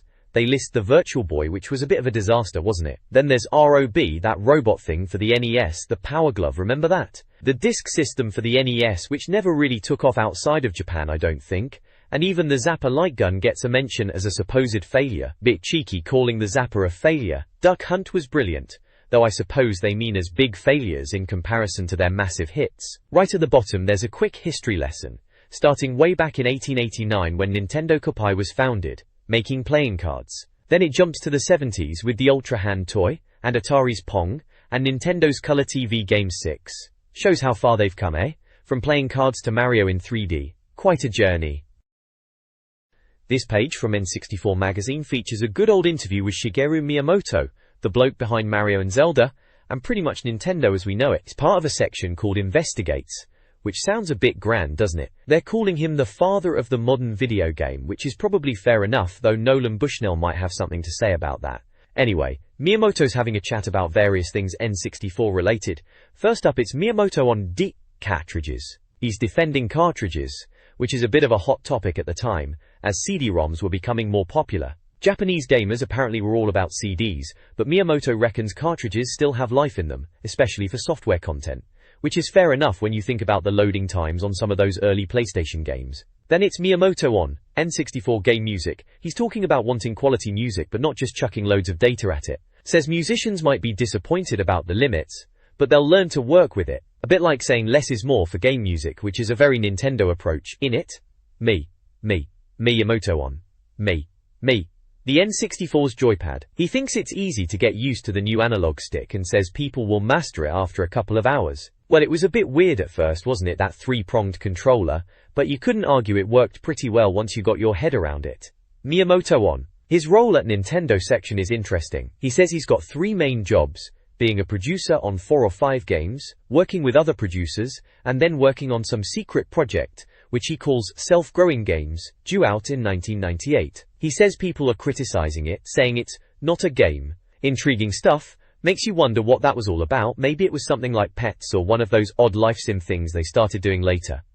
Miyamoto on Yoshi's Island 64 inches is next. He mentions they started developing it when they were making the N64. He says they learned a lot from Super Mario 64, and it wasn't really a lesson from Mario 64, as much as it was the potential of the N64 itself. And the Norse. Finally, Miyamoto on Chorus, Super Mario 64. He thinks the point of focusing on Super Mario 64 is about showing other developers how to use 3D. He talks about the camera and ease of play being important. Says it was a lesson for them too, as it was their first proper go at 3D. He mentions they were experimenting with the FX chip on the Super NES before, which is probably why Star Fox looked the way it did. Down at the bottom of the page, there's a timeline of Miyamoto and Nintendo history. It starts in 1977 when Miyamoto joins Nintendo. 1979, Nintendo trying to compete with American arcade machines with games like Hellfire, Sky Skipper, and Radarscope. Not much success there apparently. 1981, Donkey Kong Coin-Op, designed by Miyamoto. 1982, first Game & Watch games launched, calling them games and watches etc. A bit sarcastic there, magazine. 1983, Famicom launched in Japan, more powerful and cheaper than rivals. 1984, first Miyamoto NES Mario game, Super Mario Bros., appears, and it sells loads. 1985, Famicom launched in the US, renamed NES. A nice little reminder of how far things had come. Makes you feel a bit old looking back at it now. This page is all about Shigeru Miyamoto, the big cheese at Nintendo, and his thoughts on game design and the industry. It's from a time when 3D was starting to become a big deal, but Miyamoto's talking about sticking with 2D for games like Yoshi's Island 64. He reckons 2D allows for more artistic graphics, comparing it to painting. He mentions using cardboard art for Yoshi's Island to get a unique look. Warrington, there's a bit about 3D games in general, and how back in the day with Space Invaders, nobody knew where tech would go. Games got more complex, that's for sure. Miyamoto also chats about how he makes games. He tries to think like a player, imagining what they'd enjoy, and then building the game around that. He reckons a game isn't finished until it's released, which sounds obvious, but apparently some creators get a bit too attached and struggle to let go. Then there's a section on his favorite games. Turns out he doesn't play loads, preferring to tinker with them. He likes Tetris because you can play it in short bursts, and reckons Pac-Man is his all-time favorite. Good choice, Pac-Man's a classic. He also has a pop at Nintendo's competition, saying they just imitate Nintendo and make badly balanced games. He singles out Sega, saying they try to copy Nintendo's business but Sega's strength is really in arcades. A bit harsh perhaps, but that's the gaming world for you. Haha. There's a bit about working with foreign developers. He likes working with British developers, finding them similar to the Japanese approach. He seems less keen on American producers, finding them a bit too involved and maybe a bit careless at times. Each to their own, I suppose. Down at the bottom there's a timeline showing Nintendo's history.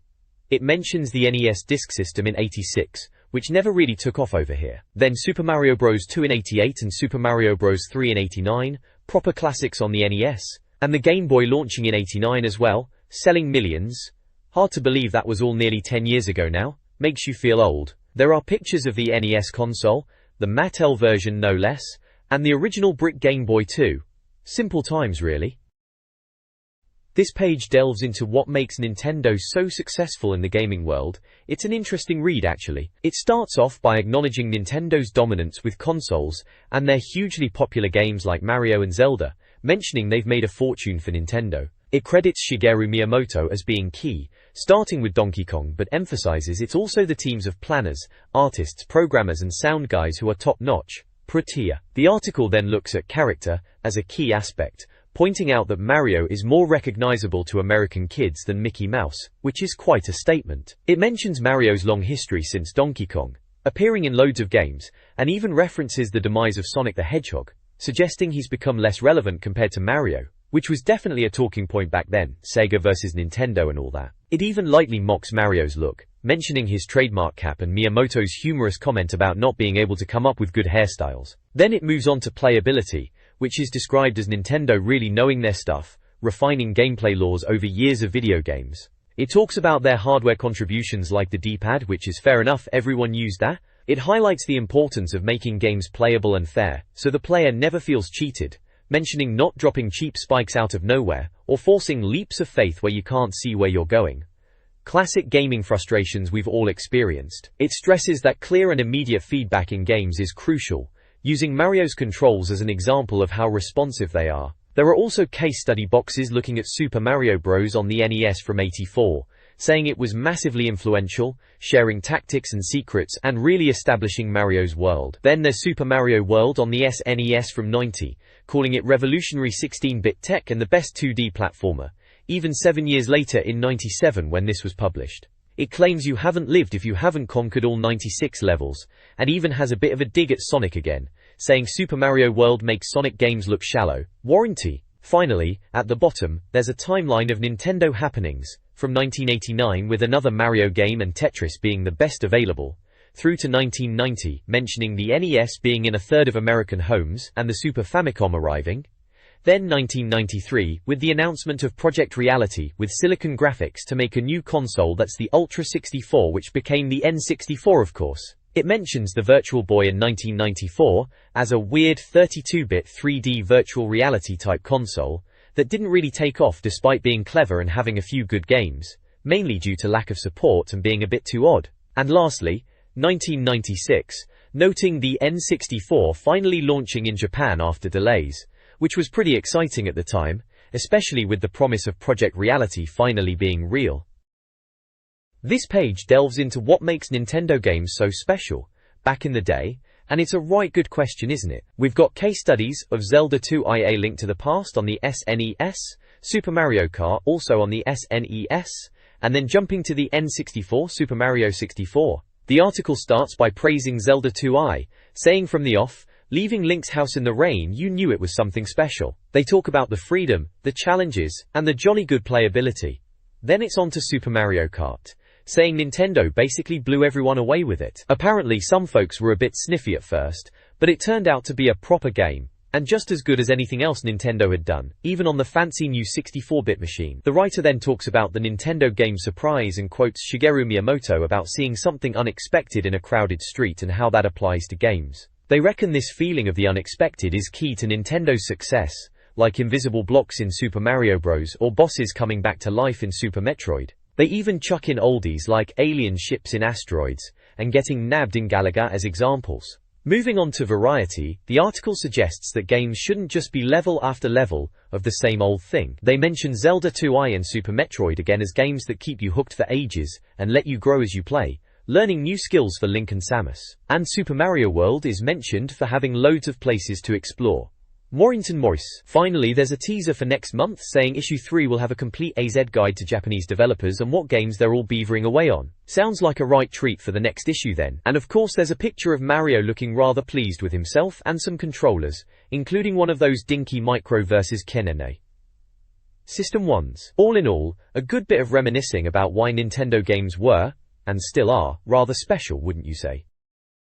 This page depicts what's coming up in N64 Magazine issue 3. Can you believe it? Already issue 3. Next month we're promised a look at Star Fox 64, which the Japanese are getting first as usual. Typical, but fair play. We'll be getting our hands on it soon after, and they'll be hammering it to give us the verdict, playing as Fox and all his chums. They reckon it could be even better than it looks, which is saying something.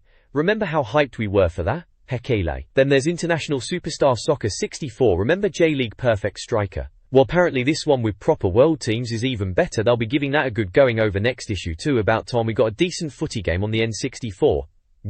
Also coming under the microscope are Killer Instinct Gold, which they're calling N64's best beat-em-up. A bit of a backhanded compliment there, maybe? It is alright though, gotta admit. And Power Pro Baseball is mentioned too, something from Konami, should be interesting. Kille. Then there's a bit about Mahjong 64, apparently Will's looking forward to that one, and a few of his mates. And then some random questions they're pondering, like is Luigi in Super Mario 64? What's the Jolt Pack like? And any Zelda news. Always desperate for Zelda news, weren't we? There's also a how-to section, finishing off ZY's Super Mario 64 guide for getting all the stars, and some tips on understanding Japanese games. Helpful for all those imports we were all tempted by, and a guide to finding the rest of the challenge points in Shadows of the Empire. On the right there's the index for this issue, issue 2, listing all the previews and reviews and news in the mag, Bits on 55 in 1, Arcade Shark, Baku Bomberman, Blastcore, Body Harvest, Clay Fighter, Dark Rift, Doom 64, Doraemon, Extreme G, FIFA 64, Hexen, Human Grand Prix, Mace, Mortal Kombat and Mythologies, Mother 3, Shadows of the Empire, Street Fighter 3, Turok War Gods, Wave Race 64 and loads more. It's like a proper packed issue looking back at it. This page depicts the front cover of N64 Magazine from way back in May 1997. Issue number 2 it seems. Blimey, that's a blast from the past. Right there in big red letters it says Play Dirty, with Go for the Legs. Underneath, bit of a cheeky title for a Nintendo mag, innit? Warranty. And smack bang in the middle we've got a massive picture of one of those walkers from Star Wars. You know, the AT-ATs. Looks like it's promoting Shadows of the Empire. That was a big game back then, wasn't it? Everyone was buzzing about Star Wars on the N64. Down the side there, in the orange bit it's got reviews this issue, and a list of games. Let's have a look. Wave Race 64, classic water racing fun. FIFA 64, well, you had to have a football game, didn't you? Blastcore, that was a bit different, smashing stuff up with vehicles. Remember that big orange truck they've got a picture of? Then it mentions Power Pro Baseball 4, Doraemon, and Human Grand Prix. Bit of a mixed bag there, something for everyone I suppose. Underneath that, other great stuff. Section, Star Fox 64, now that was a proper game. Barrel rolls and all that. Ganbare Goemon 5, never really got into that one myself to be honest. Doom 64, bit darker for the N64 wasn't it? Then there's something about a 70-star Mario speed guide. Probably for all those speedrunners trying to get through Mario 64 as quick as possible. Turok Key Finder and Where to Find Shadows challenge points. More help for games. Typical magazine filler, eh? Right at the bottom, the usual magazine bits, copyright info, price of the console and games, and the future publishing address in Bath. And there's the N64 logo again to remind you what it's all about. Get into it, it says. Yeah, alright then, maybe we will. Looking at this cover brings back some memories, alright.